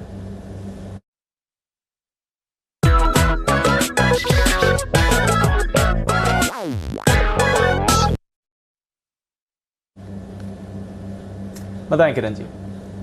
दी बीटीएसटी के लिए बेहतरीन ब्रेकआउट और डिलीवरी बेस्ड बाइंग आज के सत्र में देखने को मिली और वही काउंटर में रेकमेंड करने जा रहा हूं। फिर वो है बाटा में जिस तरीके से पिछले स्विंग हाइज क्रॉस किए और उसके बाद अच्छे वॉल्यूम्स के साथ ये स्टॉक चल रहा है। मेरा मानना है कि बाटा के लिए कल के लिए टारगेट 1875 से लेके 1880 तक देखने को मिल जाने चाहिए। ये प्राइमरी टारगेट्स रहेंगे, इसके ऊपर भी जाते हुए हम देख सकते हैं। पर जिस इस स्ट्रैटेजी के लिए ऑप्शन के द्वारा भी ट्रेड किया जा सकता है। 1840 का कॉल ऑप्शन लगभग 46-47 पे ट्रेड कर रहा है, ये बाय करने की सलाह है। मुझे लगता है इधर से बाटा का स्टॉप लॉस रहेगा 40 का और टारगेट्स के लिए मैं मानता हूं कि 62-65 ये टारगेट्स देखने को मिल जाने चाहिए। ओके तो बाटा ऑप्शन के जरिए भी ट्रेड अवेलेबल है। 1840 का कॉल खरीदें 62-65 के टारगेट के लिए। यह है किरण जी की राय आपके लिए। बिगुल वागले साहब के लिए वागले का वंडर।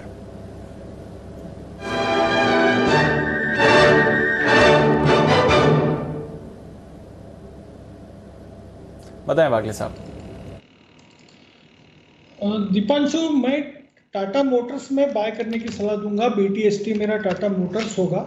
जो फोर्स से ये 310 का मल्टीपल रेजिस्टेंस निकाला है, अभी 312 312.5 के बीच में, मुझे लगता है ये 322 तक के लेवल्स कल सुबह ही दे सकता है। 10 रुपए की मूव है और आपको स्टॉप लॉस लेना है सिर्फ 309 का।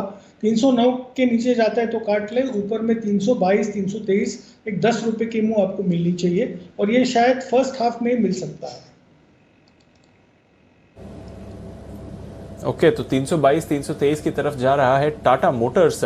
नजर रखिए फर्स्ट हाफ में ही आ सकता है। अभी टाटा मोटर्स डीवीआर पर भी एक जबरदस्त एक्शन आते हुए दिखा है और टाटा मोटर्स भी अब आपको एक बड़ी मूव में आते हुए दिख रहा है। साथ ही कैबिनेट की बैठक जो हुई थी, बड़े फैसले लिए गए थे, उसकी ब्रीफिंग प्रेस कॉन्फ्रेंस बस कुछ ही देर में होने वाली है शुरू। अनुराग ठाकुर साहब भी होंगे इस प्रेस कॉन्फ्रेंस में, तो थोड़ी देर में चलेंगे वहां पर और देखेंगे कौन से अहम फैसलों पर डिसीजन लिया गया है और कैबिनेट बैठक से क्या और निकल कर आ रहा है। पर उससे पहले कुछ और काउंटर्स पर जल्दी से नजर डाल दीजिए जहां पर आपको फ्रेश खरीदारी आ रही है। जेएसडब्ल्यू एनर्जी अभी एक्शन में आते हुए दिखा है, नजर रखिए इस पर आइए अनुराग ठाकुर साहब बात कर रहे हैं, चलते हैं उनके पास। तब में हुई जिसमें कुछ महत्वपूर्ण निर्णय लिए गए हैं जिससे आज आपको अवगत कराने के लिए हम यहाँ पर आए हैं। मैं सबसे पहले तो माननीय रेलवे मंत्री, टेलीकॉम एवं ministry of electronics information technology के हमारे माननीय मंत्री अश्विनी वैष्णव जी का बहुत अभिनंदन स्वागत करता हूं। मेरे सहयोगी श्री एल मुरुगन जी जो हमारे एमओएस हैं, फिशरीज भी और साथ में इंफॉर्मेशन ब्रॉडकास्टिंग के भी, अरुण गोयल जी, अंशु प्रकाश जी, उपस्थित सभी मीडिया के मित्रों। जैसा आपने देखा है पिछले कुछ वर्षों में मेक इन इंडिया प्रोग्राम को बल देने के लिए और आत्मनिर्भर भारत के निर्माण के लिए प्रधानमंत्री मोदी जी के नेतृत्व में लगातार एक के बाद दूसरी योजना को बल दिया गया है और प्रोडक्शन लिंक इंसेंटिव स्कीम्स बहुत कारगर साबित हुई हैं। अलग अलग क्षेत्रों के लिए इन योजनाओं को पहले भी लागू किया गया और हर क्षेत्र में इसका लाभ देखने को मिला है। आज सरकार ने भारत में विनिर्माण की क्षमताओं को बढ़ाने के लिए ऑटो उद्योग, ऑटो कंपोनेंट इंडस्ट्री जो है उसको और ड्रोन इंडस्ट्री, इन तीनों को प्रोडक्शन लिंक इंसेंटिव स्कीम इनके लिए लेकर आए हैं।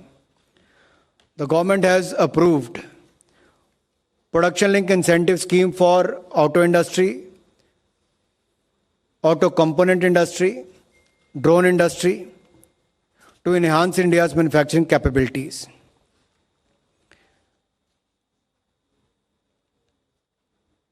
और इस योजना में कुल मिलाकर 26,058 करोड़ रुपए का प्रावधान किया गया है पीएलआई स्कीम, जो हमारी ऑटोमोबाइल, ऑटो कंपोनेंट इंडस्ट्री और ड्रोन इंडस्ट्री के लिए है। इसके कुल मिलाकर 26,058 करोड़ का प्रावधान किया गया है, जिसमें से ऑटो सेक्टर के लिए 25,938 करोड़ रुपए का प्रावधान रहेगा और ड्रोन सेक्टर के लिए 120 करोड़ रुपए का प्रावधान किया जाएगा। इस योजना से देश में एडवांस ऑटोमोबाइल व्हीकल्स और ऑटो कंपोनेंट्स और ड्रोन मैन्युफैक्चरिंग को काफ़ी निर्माण करने में बल मिलेगा और इन क्षेत्रों में चैंपियन इंडस्ट्रीज को विकसित करने का मार्ग भी प्रशस्त होगा। अनुमान है कि 5 वर्षों में लगभग 47,500 करोड़ रुपए का अतिरिक्त निवेश होगा और लगभग 7,60,000 व्यक्तियों के लिए रोजगार के अतिरिक्त अवसर मिलेंगे। इसके अलावा भी जैसा मैंने कहा कि इंसेंटिव 26,058 करोड़ रुपए के अगले 5 वर्षों तक रहेंगे। इससे जहां एक और नई इन्वेस्टमेंट आएगी, तो दूसरी ओर ये भी कहना चाहता हूं कि जो पहले की हमने पीएलआई मैन्युफैक्चरिंग स्कीम्स को देखें, पीएलआई स्कीम्स को देखें, उसमें मोबाइल फोन्स पर, मेडिकल डिवाइसेस पर, एपीआई पर, इनको पहले 2020 में अनुमोदित किया गया था और उसके उपरांत 2020 के बाद 10 और चयनित सेक्टर्स के लिए पीएलआई स्कीम्स को इन प्रिंसिपल मंजूरी दी गई थी। इनमें से 9 विस्तृत पीएलआई स्कीम्स को अनुमोदित अब तक किया जा चुका है और 10वीं आज आप सबके सामने मैंने उसका उल्लेख किया है। अगर मैं ऑटोमोबाइल इंडस्ट्री की बात करूं तो देश की मैन्युफैक्चरिंग जीडीपी में इसका लगभग 35% योगदान है। ये रोजगार सृजन में अग्रणी है और अगर हम ग्लोबल ऑटोमेटिव ट्रेड की बात करें तो भारत का हिस्सा अगर वहां पर 2% है तो उसको भी बढ़ाने की आवश्यकता है। और जिस तरह से हम नई टेक्नोलॉजी की बात करते हैं तो आज की मांग और भविष्य की मांग को भी पूरा किया जाए, उस दृष्टि से स्थानीय बाजार के लिए भी इसको पीएलआई स्कीम को लाया गया है ताकि हमारी इंडस्ट्री को उससे बल मिल सके। इस परिप्रेक्ष्य में पीएलआई स्कीम में जो एडवांस ऑटोमोटिव टेक्नोलॉजी को इंसेंटिव किया जाना जो इसमें प्रस्तावित है, वो इसलिए भी है कि भारत ऑटोमोबाइल सेक्टर में ग्लोबल प्लेयर बन सके और जो लेटेस्ट टेक्नोलॉजीज दुनिया भर में है उसका भी हम उपयोग कर सकें। आज जितने ऑटो कंपोनेंट विदेश से आते भी हैं उसका भी निर्माण देश में हो। आत्मनिर्भर भारत और मेक इन इंडिया को बल देने की जब हम बात करते हैं तो उसमें इसका लाभ मिलेगा। और अगर आप देखें तो कुल मिलाकर अगर हम व्हीकल एक्सपोर्ट की बात करें तो $12 बिलियन का व्हीकल एक्सपोर्ट हम आज की डेट में करते हैं। कंपोनेंट एक्सपोर्ट हम $15 बिलियन का करते हैं, लेकिन कंपोनेंट इंपोर्ट जो है $17 बिलियन का करते हैं। तो $17 बिलियन के कंपोनेंट इंपोर्ट को कम करने के लिए उस दिशा में भी ये कदम होंगे। और कहीं ना कहीं जब ऑटोमोबाइल इंडस्ट्री को बल मिलता है, मैन्युफैक्चरिंग यहाँ बढ़ती है, तो उससे जुड़े हुए बहुत सारे और क्षेत्रों को भी बल मिलता है। वर्तमान में ऑटोमोटिव कंपनियों का या इस क्षेत्र में आने वाले इन्वेस्टर्स दोनों ही इस योजना का लाभ ले सकेंगे और ऐसी ऑटोमोटिव कंपनियां ही इसका लाभ लेने की पात्र होंगी जो रेवेन्यू और इन्वेस्टमेंट की निर्धारित शर्तों को पूरा कर पाएंगी। और ये शर्तें इस तरह से हैं, चयनित चैंपियन ऑटो कंपनियों को 5 वर्ष में कम से कम 2,000 करोड़ रुपए का नया पूंजी निवेश करना होगा। और जो 2 व्हीलर और 3 व्हीलर कंपनीज हैं उनके लिए लक्ष्य 1,000 करोड़ रुपए का रखा गया है। ऑटो कंपोनेंट के क्षेत्र में चयनित चैंपियन कंपनियों को 5 वर्ष में 250 करोड़ तथा नए इन्वेस्टर को 500 करोड़ रुपए का नया पूंजी निवेश करना होगा। मैं एक बार इसको फिर रिपीट कर देता हूं आपके ध्यान के लिए। चयनित चैंपियन ऑटो कंपनी जो हैं उनको 5 वर्ष में कम से कम 2000 करोड़ रुपए का नया पूंजी निवेश करना होगा। 2 व्हीलर और 3 व्हीलर के लिए लक्ष्य 1000 करोड़ रुपए का होगा। ऑटो कंपोनेंट के क्षेत्र में चयनित कंपनियां जो हैं, चैंपियन कंपनियां जो हैं, उनको 5 वर्ष में 250 करोड़ का तथा नए इन्वेस्टर को 500 करोड़ रुपए का निवेश करना होगा। अब चयनित कंपनियों को उनके द्वारा उत्पादित प्रोडक्ट्स की बिक्री में वृद्धि के वैल्यू का एक निर्धारित प्रतिशत इंसेंटिव के रूप में दिया जाएगा और ये इंसेंटिव 5 वर्ष तक मिलेगा।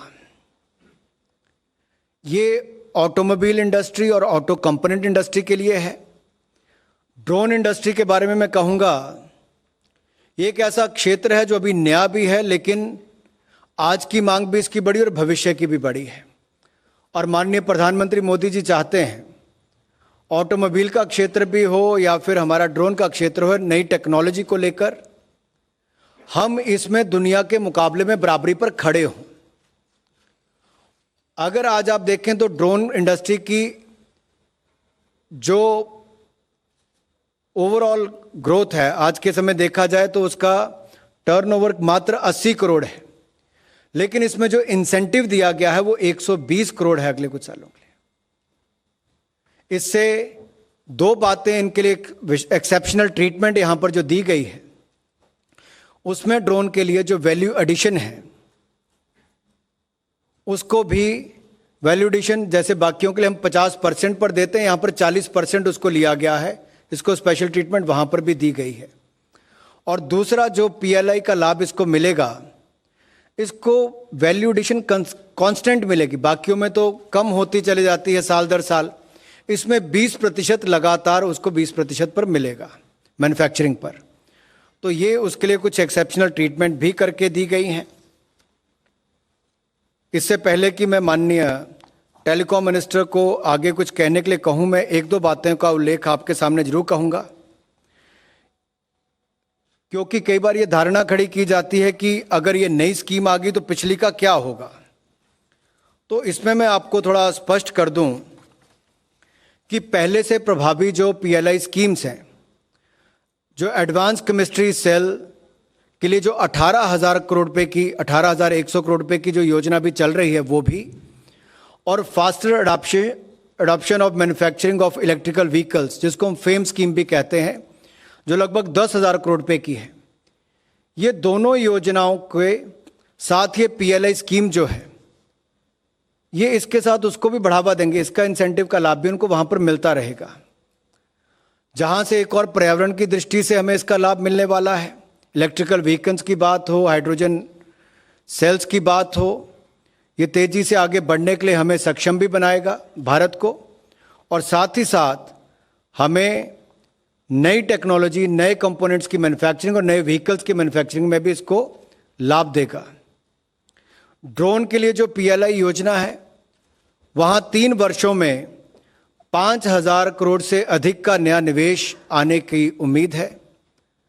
1,500 करोड़ से अधिक का इंक्रीमेंटल उत्पादन ये लाएगी ऐसा लगता है। जहां पर ऑटोमोबाइल इंडस्ट्री और ऑटो कंपोनेंट इंडस्ट्री की मैं बात करूं, वो ऑटो के क्षेत्र में लगभग 5 वर्षों में 42,500 करोड़ से अधिक का नया निवेश लाएगी और 2.3 लाख करोड़ से अधिक का इंक्रीमेंटल उत्पादन होगा इसके माध्यम से। और जैसा मैंने पहले कहा कि लगभग 7,60,000 लोगों को इसके माध्यम से रोजगार के अवसर भी मिलेंगे। कौन कौन लोग इसके लिए क्वालिफाई करेंगे, उसमें ऑटो ओईएम जो हैं उसके लिए भी, ऑटो कंपोनेंट वालों के लिए भी अलग अलग आपको पहले कहा गया है कि जो ग्लोबल ग्रुप रेवेन्यू उसका 10,000 करोड़ से ज़्यादा ऑटो ओईएम का होगा, वो इसके लिए क्वालिफाई रेवेन्यू के रूप में करता है। ऑटो कंपोनेंट के लिए मिनिमम 500 करोड़ रुपया उसके लिए क्वालिफिकेशन के लिए होगा ग्लोबल ग्रुप रेवेन्यू। और इन्वेस्टमेंट की दृष्टि से ऑटो ओईएम के लिए 3,000 करोड़ रुपये का उसको रखा गया है और ऑटो कंपोनेंट के लिए 150 करोड़ रुपये का रखा गया है। इसमें अधिकतर कंपनियां क्वालिफाई कर जाती हैं, जो टियर 1 की एलिजिबल कंपनीज हैं वो इसमें क्वालिफाई कर जाएंगी। इसके अलावा भी जो न्यू नॉन ऑटोमेटिव इन्वेस्टर्स हैं उसमें भी ग्लोबल नेटवर्थ जो है वो 1000 करोड़ रुपया उसको रखा गया है। और जो minimum new domestic investment conditions हैं वो मैंने आपके सामने रखी कि चैंपियन OEM के लिए 2000 करोड़, चैंपियन OEM के लिए 1000 करोड़, कंपोनेंट चैंपियन के लिए 250 crore, new non automotive investor के लिए OEM के लिए 2000 करोड़, तो new non automotive investor component के लिए 500 करोड़ रुपए की रहेगी। और जो व्हीकल मैन्युफैक्चरिंग के लिए है उसके लिए भी अगर वो 2000 करोड़ रुपए तक की टर्नओवर करता है, सेल्स करता है, तो उसको इंसेंटिव जो है वो लगभग 13% होगा। 2000 करोड़ से 3000 करोड़ तक की सेल करता है तो 14% इंसेंटिव होगा। 3000 से 4000 करोड़ तक की टर्नओवर करता है तो 15% इंसेंटिव उसकी डिटरमाइंड सेल वैल्यू पर होगा। 4000 करोड़ तक करता है तो 16%। और इसी तरह से क्यूमुलेटिव डिटरमाइंड सेल्स वैल्यू अगर 10,000 करोड़ रुपए की 5 वर्ष में होती है तो उसको एडिशनल 2% इंसेंटिव उस पर मिल पाएगा। इसके अलावा जो इंसेंटिव स्लैब हमने component champion and new non automotive investors के लिए रखा है कंपोनेंट के लिए, उसमें जो 250 करोड़ तक की सेल्स करेगा उसको 8% इंसेंटिव है। 250 से 500 करोड़ करेगा तो 9% इंसेंटिव है। 500 से 750 करोड़ की सेल करता है तो 10% इंसेंटिव है। 750 तक का करता है तो 11% इंसेंटिव उस पर रहेगा। क्यूमुलेटिव डिटरमाइंड सेल्स वैल्यू अगर 1250 करोड़ 5 वर्षों तक होती है तो अतिरिक्त 2% उसको इंसेंटिव उस पर मिलने वाला है। बैटरी व्हीकल्स और hydrogen fuel cell vehicle component बनाता है तो उनके लिए एडिशनल 5% का इंसेंटिव उस पर रहने वाला है। इससे हमारा बैटरी और पावर ट्रेन को मैन्युफैक्चरिंग हिंदुस्तान में हो इसके लिए बल मिलेगा। तो आप कुल मिलाकर देखें तो भविष्य को ध्यान में देकर और वर्तमान की जो हमारी मांग है उसको ध्यान में रखकर इस योजना को बनाया गया है कि मेक इन इंडिया को बल मिले। आत्मनिर्भर भारत योजना को हम एक के बाद दूसरी योजनाओं को ऐसे लागू कर रहे हैं कि जहां प्रोडक्शन भी बढ़े, इंसेंटिव भी ज़्यादा मिले और भारत की क्षमता को बढ़ाने का काम भी किया गया। ड्रोन पर मैं एक बार आपको कहना चाहता हूं क्योंकि बिल्कुल नई फील्ड है। एक तरह से स्टार्टअप्स होंगी, एमएसएमईज इसमें होंगी, एमएसएमईज होंगी। तो इस इंडस्ट्री को भी हम दुनिया की ओर देखने की बजाय हिंदुस्तान में ही इसका निर्माण हो, इसके लिए हमने कहा है कि जो इंडियन एमएसएमईज और स्टार्टअप्स हैं उनका मिनिमम एनुअल सेल्स टर्नओवर जो पीएलआई के लिए है वो ड्रोन के लिए 2 करोड़ का रहेगा और कंपोनेंट के लिए 0.5 करोड़ रहेगा। और इंडियन नॉन एमएसएमई है उसके लिए ड्रोन का 4% रहेगा, 4 करोड़ रहेगा और कंपोनेंट का 1 करोड़ रुपया रहेगा। बड़े डेवलपमेंट्स आते हुए दिख रहे हैं। सबसे पहले तो जी बिजनेस की एक्सक्लूसिव खबर पर मुहर लगी है क्योंकि हमने आपको पहले ही बता दिया था कि ऑटो सेक्टर के लिए पीएलआई स्कीम आने वाली है 26,000 करोड़ रुपए की और बिल्कुल वैसे ही होते हुए दिखा है। ऑटो कंपोनेंट्स, ऑटो मैन्युफैक्चरिंग के लिए पीएलआई स्कीम है। अलग अलग तरह के इंसेंटिव्स दिए जा रहे हैं कंपनीज के टर्नओवर को लेकर, किस तरह की वो इन्वेस्टमेंट्स करेंगी और कुछ इन्वेस्टमेंट क्राइटेरिया भी सेट कर दिए गए हैं अगले 5 साल के लिए जो निवेश किया जाएगा। बट बड़े इंसेंटिव्स दिए जा रहे हैं ऑटो सेक्टर को और जैसा कि अनुराग ठाकुर साहब ने कहा, लक्ष्य यह है कि जो ऑटो इंडस्ट्री की मैन्युफैक्चरिंग है, जो ग्लोबल शेयर है, इंडिया एक ऑटो हब है, उसको बढ़ाना चाहिए। पर एक और बड़ा डेवलपमेंट आते हुए दिखा और हमने पहले ही आइडेंटिफाई कर दिया था जब ड्रोन पॉलिसी का सरकार ने ऐलान किया था कि अब ड्रोन मैन्युफैक्चरिंग के लिए या ड्रोन सेक्टर के लिए भी पीएलआई स्कीम आई है। करीब 120 करोड़ रुपए की ड्रोन निर्माण के लिए पीएलआई स्कीम आई है। जेन टेक्नोलॉजीज आज ऑफ कोर्स थोड़ी मुनाफा वसूली देख रहा है बट इस स्टॉक को और इस कंपनी को बड़ा फायदा होगा। बड़े ऑर्डर्स इन्हें ऑलरेडी मिले हैं। साथ ही कुछ और सेक्टर्स पर भी रखे नजर, स्पेशली भारत इलेक्ट्रॉनिक्स जैसी कंपनीज जो भी इस क्षेत्र में एक अपना फुटप्रिंट बनाती हुई दिख सकती हैं। तो एक्शन हो रहा है। 2 बड़े अनाउंसमेंट्स कैबिनेट के और कुछ और अगर अनाउंसमेंट्स आते हैं तो हम वापस वहां पर जाएंगे। बट नजर रखिए पूरे ऑटो स्पेस में आज एक नई जान आती हुई दिख रही है। ऑटो एंसिलरीज दोनों पर ही बड़ा फायदा होगा इस पीएलआई स्कीम का और साथ ही ड्रोन मैन्युफैक्चरिंग के लिए भी पीएलआई स्कीम आती हुई दिख रही है। पर आइए आखिरी कुछ मिनट बाकी हैं बाजार बंद होने के लिए, जल्दी से सबसे पहले चलते हैं बैन से बेनिफिट के लिए आशीष चतुर्वेदी के पास।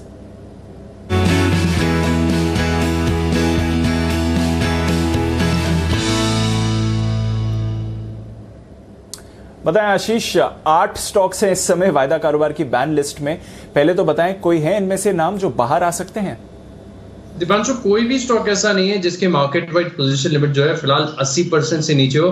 सबसे मिनिमम, सबसे लीस्ट भी अगर आप देखें तो 8 स्टॉक्स में LIC हाउसिंग फाइनेंस है, इसकी मार्केट वाइड पोजीशन लिमिट जो है 83%, यानी 80% के करीब भी नहीं है, तो इसका भी निकलना जो है आज के लिए फिलहाल मुश्किल है। तो कोई भी स्टॉक ऐसा नहीं है जो बैन से बाहर आएगा इन 8 स्टॉक में। लेकिन एक स्टॉक ऐसा है जिसने कल भी प्रयास किया था और आज भी प्रयास कर रहा है। यहाँ पर देखिए मार्केट वाइड पोजीशन लिमिट जो है 101% आ गए हैं। जी एंटरटेनमेंट, यहाँ पर आपको नजर रखनी चाहिए, ये एक स्टॉक बैन में आ सकता है। तो यानी कुल मिलाकर अब 8 में से अब 8 के 8 तो बैन में बने ही रहेंगे, एक और स्टॉक की जो है एंट्री हो रही है। चलिए, तो जो स्टॉक्स बने हुए हैं वो तो बने रहेंगे, बट एंट्री की संभावना जी एंटरटेनमेंट में भी है। कल भी लग रहा था आ जाएगा पर आया नहीं, बट इस बार शायद ऐसा एक्शन हो सकता है। ये है आपके लिए बैन से बेनिफिट। चलते हैं अब जय के पास, बिगुल उनके लिए जय का जैकपॉट।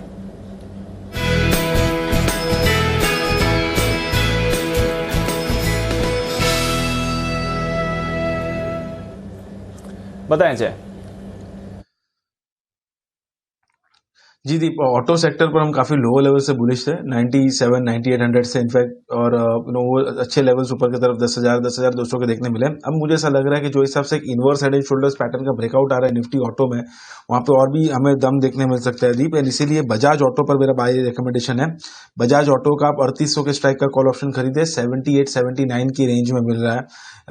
डाउन साइड में आपको स्टॉप लॉस इसमें लगाना होगा दीप 61 पर। तो आप देखिए स्टॉप लॉस छोटा सा है, 78, 79 की रेंज में खरीदे, 61 का स्टॉप लॉस रहेगा। यहाँ पे दीप जो टारगेट बनकर आ रहा है वो है 115 और 140, 115, 140, ये दो टारगेट्स के लिए आप खरीद के चल सकते हैं। 3800 का कॉल। रीजन ये है कि एक शॉर्ट कवरिंग अगर आपको देखने मिलेगा बजाज ऑटो में, क्लियरली एक 5 वेव डिक्लाइनिंग स्ट्रक्चर है, 200 डेमा के ऊपर होल्ड कर रहा है अच्छी तरह से, पॉजिटिव डाइवर्जेंस देखने मिल रहा है, और उसके ऊपर आज अच्छा प्राइस एक्शन देखने मिल रहा है, लगभग 1% ऊपर है। एंड OI में एक गिरावट भी हमें देखने मिल रही है। तो क्लियरली एक शॉर्ट कवरिंग कैंडिडेट है बजाज ऑटो। और निफ्टी ऑटो में अगर ऐसा मूव आता है तो आई थिंक 3915 से लेकर 3940 ये लेवल स्पॉट में देखने मिल सकते हैं। उस लिहाज से 115, 140 इसके कॉल ऑप्शन के रेट्स हो सकते हैं।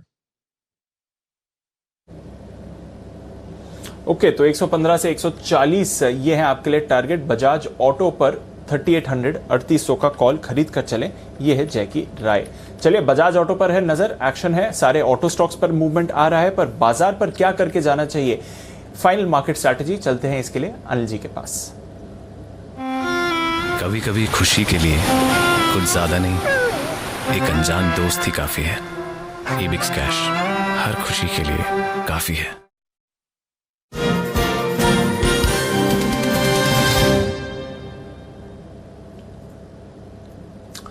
अनिल जी, एक्शन बना हुआ है ग्लोबल मार्केट्स में। डाउ फ्यूचर्स 60-65 अंक ऊपर हैं, 1/4% की तेजी। नैस्डैक फ्यूचर्स और S&P 500 फ्यूचर्स आपको दिखा रहे हैं। यूरोप में बिल्कुल सुस्त कारोबार है सर, बहुत ही छोटे दायरे में मूवमेंट होते हुए दिख रहा है, बल्कि कुछ बड़ा मूवमेंट हो ही नहीं रहा है। अमेरिकी बॉन्ड यील्ड लगातार गिर रही है, 2 दिन पहले 1.34% तक पहुंच चुकी थी, वहां से अभी देखिए तो 1.27% पर है, तो वहां से भी कोई बड़ी परेशानी नहीं आ रही है। डॉलर रेंज बाउंड है, कच्चे तेल में खरीदारी है, सोना भी $1800 के करीब होल्ड करते हुए दिख रहा है। बताएं सर, क्या करना चाहिए?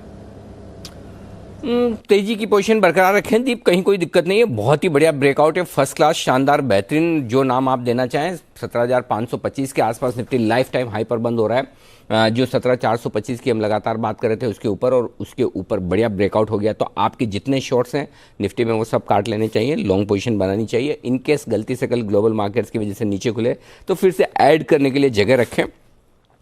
हेजिंग के लिहाज से 17,300 का पुट आप खरीद कर चल सकते हैं। 36,850 पर बैंक निफ्टी बंद हो रहा है। अब तक की सबसे बेस्ट क्लोजिंग 36,831 की मिली है इस रनअप की, उसके ऊपर बंद होता हुआ दिख रहा है। यहाँ पर भी ब्रेकआउट के संकेत आते हुए दिख रहे हैं। क्लोजिंग बेसिस पर इंट्राडे में अभी भी 37,140 पार करना बाकी है, लेकिन एक चांस आपको लेना पड़ेगा। तो बैंक निफ्टी में भी आप 36,500 के पुट ऑप्शन के साथ हेज करके चल सकते हैं।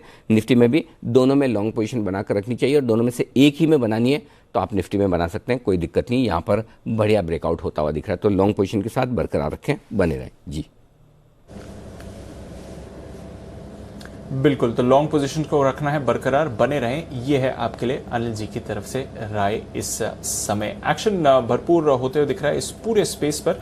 बाजार में देखिए हर तरह के सेक्टर्स पर आपको बड़ा मूवमेंट आते हुए दिखेगा और वहीं से आप मूवमेंट देख रहे हैं। टेलीकॉम सेक्टर पर भी रखिए नजर, क्योंकि जो कैबिनेट की ब्रीफिंग चल रही है वहां से बड़े डेवलपमेंट्स आते हुए दिख रहे हैं। नॉन टेलीकॉम रेवेन्यू को एजीआर की डेफिनेशन से बाहर रखा जाएगा, तो ये एक बड़ा डेवलपमेंट आते हुए दिख रहा है। फाइनली ये एक डेवलपमेंट आते हुए दिख रहा है। अब आई डोंट थिंक ये पहले के जो नॉन टेलीकॉम रेवेन्यू है उनको माना जाएगा, पर आने वाले एक समय से अब से जो नॉन टेलीकॉम रेवेन्यू है वो एजीआर की डेफिनेशन पे नहीं माना जाएगा। तो ये आने वाले प्रोस्पेक्टिव चेंज है जो काफी अहम रहेगा टेलीकॉम कंपनीज के लिए। साथ ही स्पेक्ट्रम लाइसेंस की समय सीमा को भी बढ़ा दिया है, पहले 20 साल के लिए दिया जाता था, अब इसे 30 साल के लिए दिया जाएगा, तो वहां से भी एक राहत होगी, एक बिजनेस श्योरिटी मिलती है और बड़े रिफॉर्म्स को भी मंजूरी दे दी गई है। तो फाइनली जो बात चल रही थी टेलीकॉम सेक्टर के लिए बड़े राहत आ सकते हैं, वो भी आपको आते हुए दिख रहे हैं। स्पेक्ट्रम साझा करने के लिए भी यहां पर आपने मंजूरी आती हुई देखी है। बट बड़े दो डेवलपमेंट्स ये हैं, एक तो स्पेक्ट्रम समय सीमा 20 साल की जगह अब 30 साल की रहेगी और एजीआर पेमेंट पर राहत है।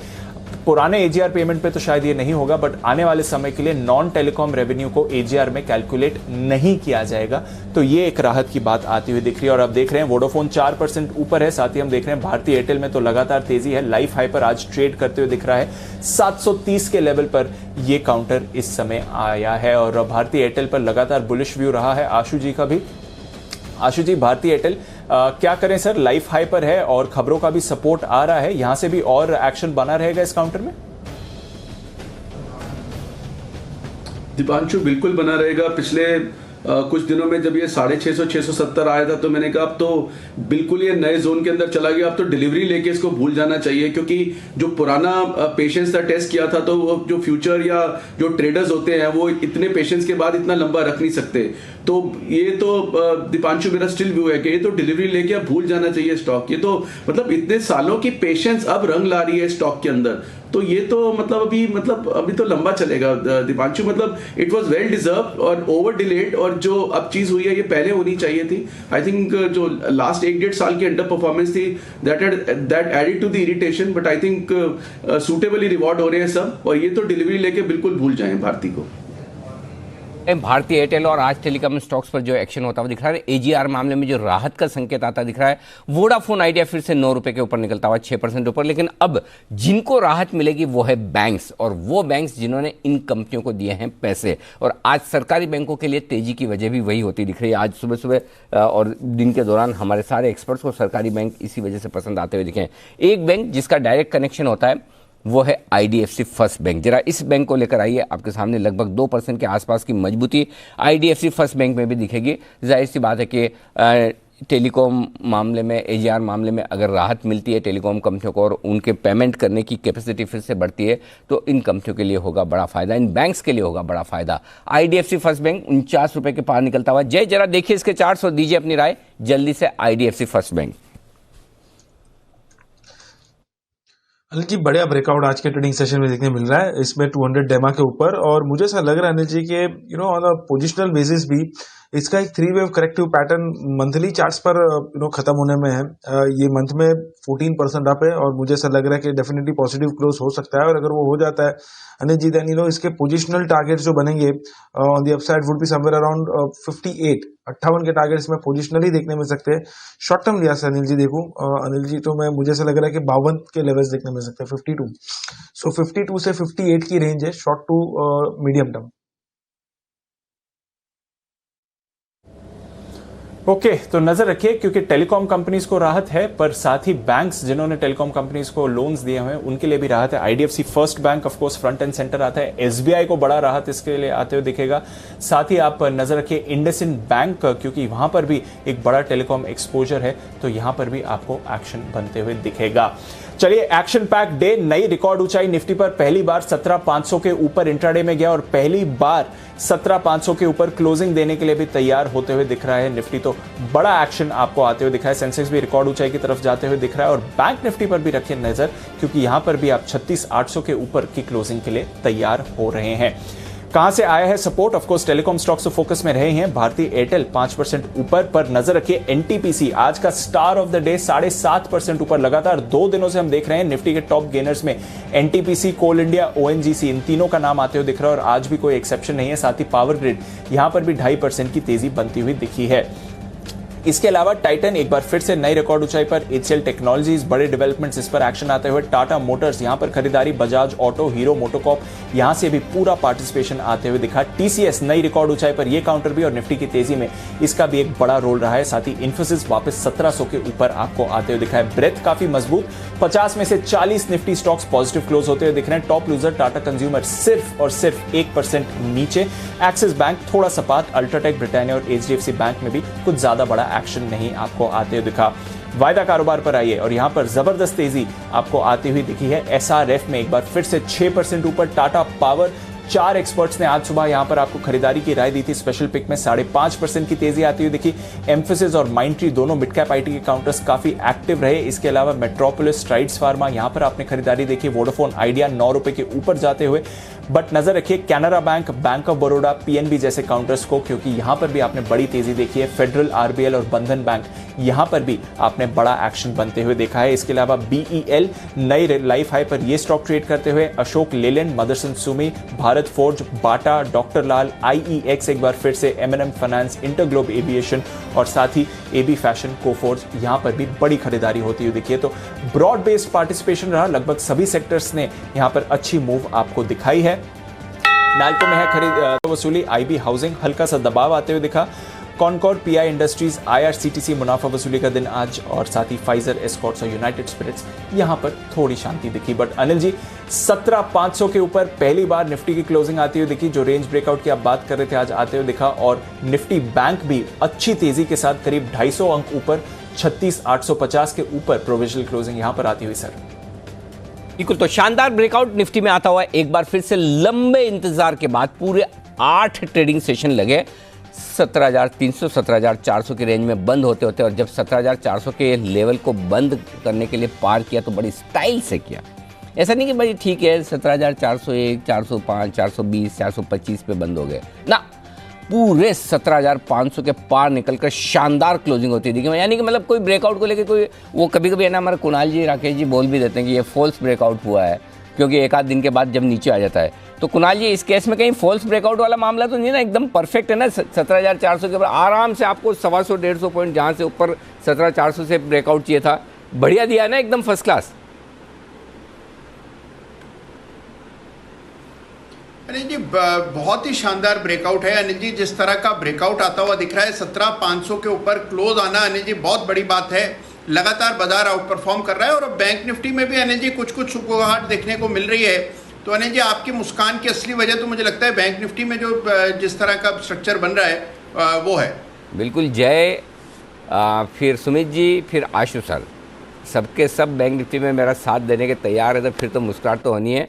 तो चलिए अब की बार 18,000 निफ्टी के लिए अभी ये नारा, तो 18,000 की तरफ बढ़ने की तैयारी। 17,500 के बाद तो बड़ा लेवल वही आता है, बीच में छोटे मोटे मतलब वो आते रहेंगे छोटे मोटे लेवल्स, बट बड़े लेवल्स की तरफ राउंड फिगर अब 18,000 की तरफ बढ़ता हुआ, और 58,000 के पार निकलकर सेंसेक्स ने भी बनाया नया रिकॉर्ड, शानदार तेजी, और बैंक निफ्टी भी 36,850। दीप अब एक चीज़ बताइए, बैंक निफ्टी में आज जो क्लोजिंग हुई उसे स्टॉप लॉस ट्रिगर माना जाए या ना माना जाए? क्योंकि 4 दिन से हम लगातार ना क्लोजिंग बेसिस पे एक ही स्टॉप लॉस दे रहे हैं 36,850, और आज बंद हुआ है 36,852, अब 2 पॉइंट ऊपर। जय, डिसिप्लिन के तौर पे क्या कहेंगे इसे, 36,850 के स्टॉप लॉस को ट्रिगर माना जाए या ना माना जाए, एक दिन के लिए और देखा जाए? अनिल जी मान लेना चाहिए डिसिप्लिन पॉइंट ऑफ व्यू, तो 2 पॉइंट अनिल जी वो इम्पोर्टेंट होता है अनिल जी, तो इसीलिए I think one should consider. चलिए बिल्कुल माना जाए। हाँ, इंट्राडे में 37,000 का स्टॉप लॉस जो दिया था वो ट्रिगर नहीं हुआ, 50 पॉइंट से वहाँ बच गए, 36,950 का हाई बना। बट बहुत ही बढ़िया आज का सेशन, और आज के सेशन की इसलिए भी खासियत है कि आज ग्लोबल मार्केट से सपोर्ट आपको ज़्यादा था नहीं। कल अमेरिका में अच्छी कमजोरी है, अनएक्सपेक्टेड, डाउ फ्यूचर्स भी कोई ऐसे नहीं कि दौड़ लगा रहे हो, मुश्किल से 70-75 अभी हुए हैं, नहीं तो 40-50 ही ऊपर चल रहे थे। यूरोप थोड़ा ठीक था, एशिया ढीला था।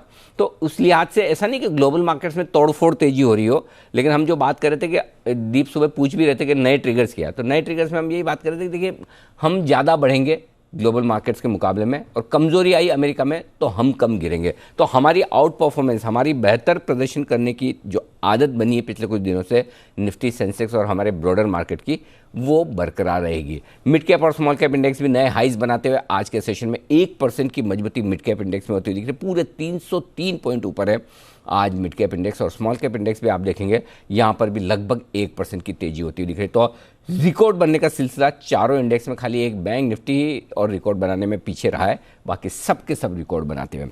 आइए बाजार बंद होने के बाद का एक्शन आपको बता दूं। बाजार वालों के लिए आज का एक्शन बहुत काम का है, बहुत इंटरेस्टिंग है। 5 बजे उन लोगों के लिए जो बाजार में पैसा लगाते हैं उनके लिए भी 5 बजे का शो इंपॉर्टेंट है, और जो नहीं लगाते हैं उनके लिए भी। अब पूछे क्यों? शो है पीपीएफ पे, ईपीएफ, एम्प्लॉयज़ प्रोविडेंट फंड जो होता है, जो लोग जॉब करते हैं उनके एम्प्लॉयर्स थोड़ा पैसा डालते हैं प्रोविडेंट फंड में, और थोड़ा पैसा खुद हमारा भी जाता है, दोनों का कंट्रीब्यूशन होता है, और वो पैसा आपको फिक्स रिटर्न देता है, करेक्ट। अब सरकार इसमें नियम में बदलाव करने जा रही है, और बदलाव ये करने जा रही है कि एक नई स्कीम आएगी ईपीएफ की। ये स्कीम ये होगी कि अगर आप चाहें तो अपने ईपीएफ का थोड़ा पैसा आप स्टॉक मार्केट में लगा सकते हैं। मतलब आप खुद नहीं लगाएंगे वही ईपीएफ के फंड मैनेजर, लेकिन आप डिसाइड कर सकते हैं कि मुझे कितना पैसा फिक्स इनकम में रखना है, कितना मुझे रखना है इक्विटी मार्केट में। वो जो होते हैं आपको फ्रीडम मिलेगी, मैक्सिमम 50% तक का आपका पैसा आप चूज़ कर सकते हैं कि इक्विटी मार्केट में। देखो पीएफ का पैसा कैसा है, 10, 15, 20 साल तक आमतौर पर, अनलेस की मतलब बहुत इमरजेंसी आ जाए, कोई आदमी निकालता नहीं पैसा, करेक्ट। ये लॉन्ग टर्म है। इक्विटी मार्केट में लॉन्ग टर्म पैसा ही तो चाहिए, लॉन्ग टर्म में तो पैसा बनता ही है, बीच बीच में जो ऊपर नीचे होता है उसी में लोग डर जाते हैं। सो पीएफ का पैसा लॉन्ग टर्म है, और वो लॉन्ग टर्म पैसा अगर मार्केट में आ रहा है तो जो लोग लगाएंगे इक्विटी में उनके लिए भी फ़ायदा, और मार्केट में पैसा और ज़्यादा पीएफ का पैसा आएगा, और ज़्यादा फ्लोज आएंगे, उनके लिए भी फ़ायदा। अब आप खुद डिसाइड कर पाएंगे कि आपका कितना पैसा मार्केट में होना चाहिए। अब ये स्कीम कैसे काम करेगी, रिस्क क्या है, रिस्क कम कैसे होंगी, और आपको क्या व्यू रखकर पैसा लगाना चाहिए इक्विटी वाले ऑप्शंस में। बाजार में पीएफ फंड मिलेगा बम्पर रिटर्न, ये है आज का विशेष शो। ईपीएफओ के पूर्व मेंबर, नहीं ईपीएफओ के मेंबर प्रभाकर बानासुरे साहब होंगे हमारे साथ, और हर्षवर्धन रुंगटा साहब होंगे, बहुत ही जाने माने सर्टिफाइड फाइनेंशियल प्लानर है, गजब की नॉलेज रखते हैं, वो भी आपके साथ होंगे, बताएंगे आपको इसके बारे में। ये शो मिस मत कीजिएगा। ओके, शाम 6 बजे मनी गुरु, ठीक है, 6:30 बजे, माफ़ कीजिएगा, 6:30 बजे मनी गुरु। इमरजेंसी में आपको लोन लेने की ज़रूरत पड़ सकती है, पड़ती भी है। विकल्प 2 ही है आमतौर पर, या तो आप पर्सनल लोन लो या फिर गोल्ड लोन। आज हम आपको बताएंगे कि गोल्ड के बदले में अगर आप लोन लेना चाहते हैं तो कितना ले सकते हैं। अच्छा, पर्सनल लोन लेना कितना आसान है और गोल्ड लोन लेना कितना आसान है, और ज़रूरत आने पर कौन सा लोन लेना बेहतर है, कहाँ ब्याज कम लगता है, कहाँ रिस्क कम है, कहाँ फ्लेक्सिबिलिटी है, कहाँ फास्ट है, ये सारी चीज़ें जो है आपको जानने की ज़रूरत है। Gold loan versus personal loan का महामुकाबला 6:30 बजे ज़रूर देखेगा मनी गुरु में, ताकि आपको भगवान न करे ज़रूरत पड़े, कभी इमरजेंसी में पड़ जाए, हम ये नहीं कह रहे कि पढ़नी चाहिए, लेकिन तैयारी आपकी होनी चाहिए।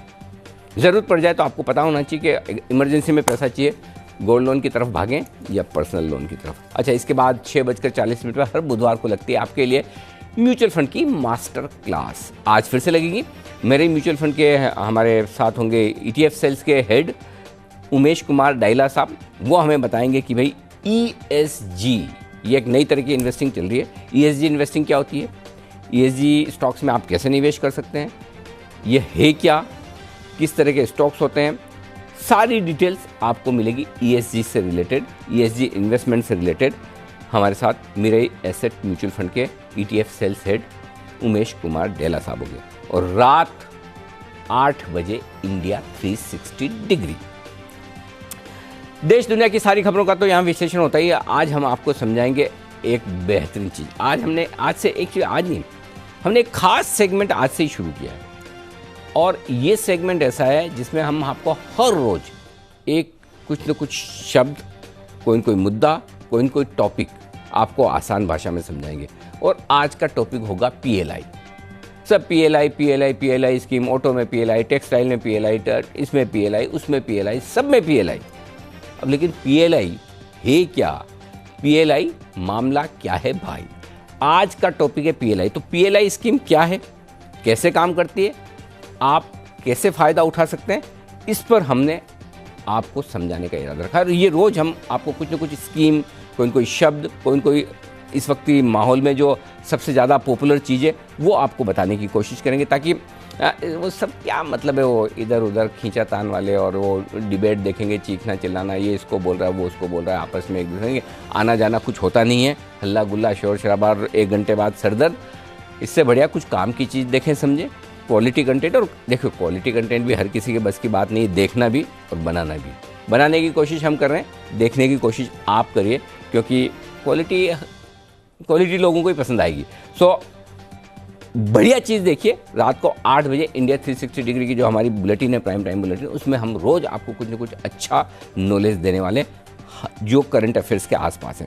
PLI स्कीम क्यों है, क्या है, क्यों लाई गई है, किससे फ़ायदा होगा, किसको फ़ायदा होगा, कितना फ़ायदा होगा, आसान भाषा में देखिएगा। PLI मामला क्या है भाई? इसका मतलब ये नहीं कि आपको खबरें नहीं मिलेगी, बाकी सारी देश दुनिया की सारी जो खबरें वो तो आपको मिलेगी ही मिलेगी, उस पर भी आप करिएगा फोकस। तो ये है आज शाम का पूरा आयोजन।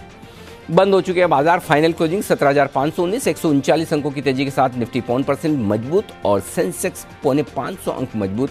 आज के सेशन में 58,723, 58,700 के पार पहली बार निकलता। और सेंसेक्स का लाइफ टाइम हाई याद रखना कितना ईजी है, 58,777, 777, 58 के आगे ये लाइफ टाइम हाई है। और निफ्टी का लाइफ हाई तो मुझे हमेशा याद रह जाता है, कोई दिक्कत है नहीं, 17,532। बैंक निफ्टी भी इस रनअप की सबसे बेस्ट क्लोजिंग देता हुआ 36,831 के ऊपर की क्लोजिंग, 239 पॉइंट आज बंद हुआ है 36,852 पर। चलिए विदा लेने का वक्त है, और कल का दिन तो बेहद इंपॉर्टेंट है। वायदा कारोबार की हफ्ते की एक्सपायरी, और आजकल तो हफ्ते की एक्सपायरी में भी डेटा ऑप्शन के ऐसे बनते हैं जैसे मतलब मंथली वाले हो, और मंथली वाले में तो पूछो ही मत। तो कल सुबह भी और दोपहर में भी आप सबसे मुलाकात फिर से होगी। तो आशु सर, कुणाल जी, राकेश जी, आप तीनों का बहुत बहुत धन्यवाद।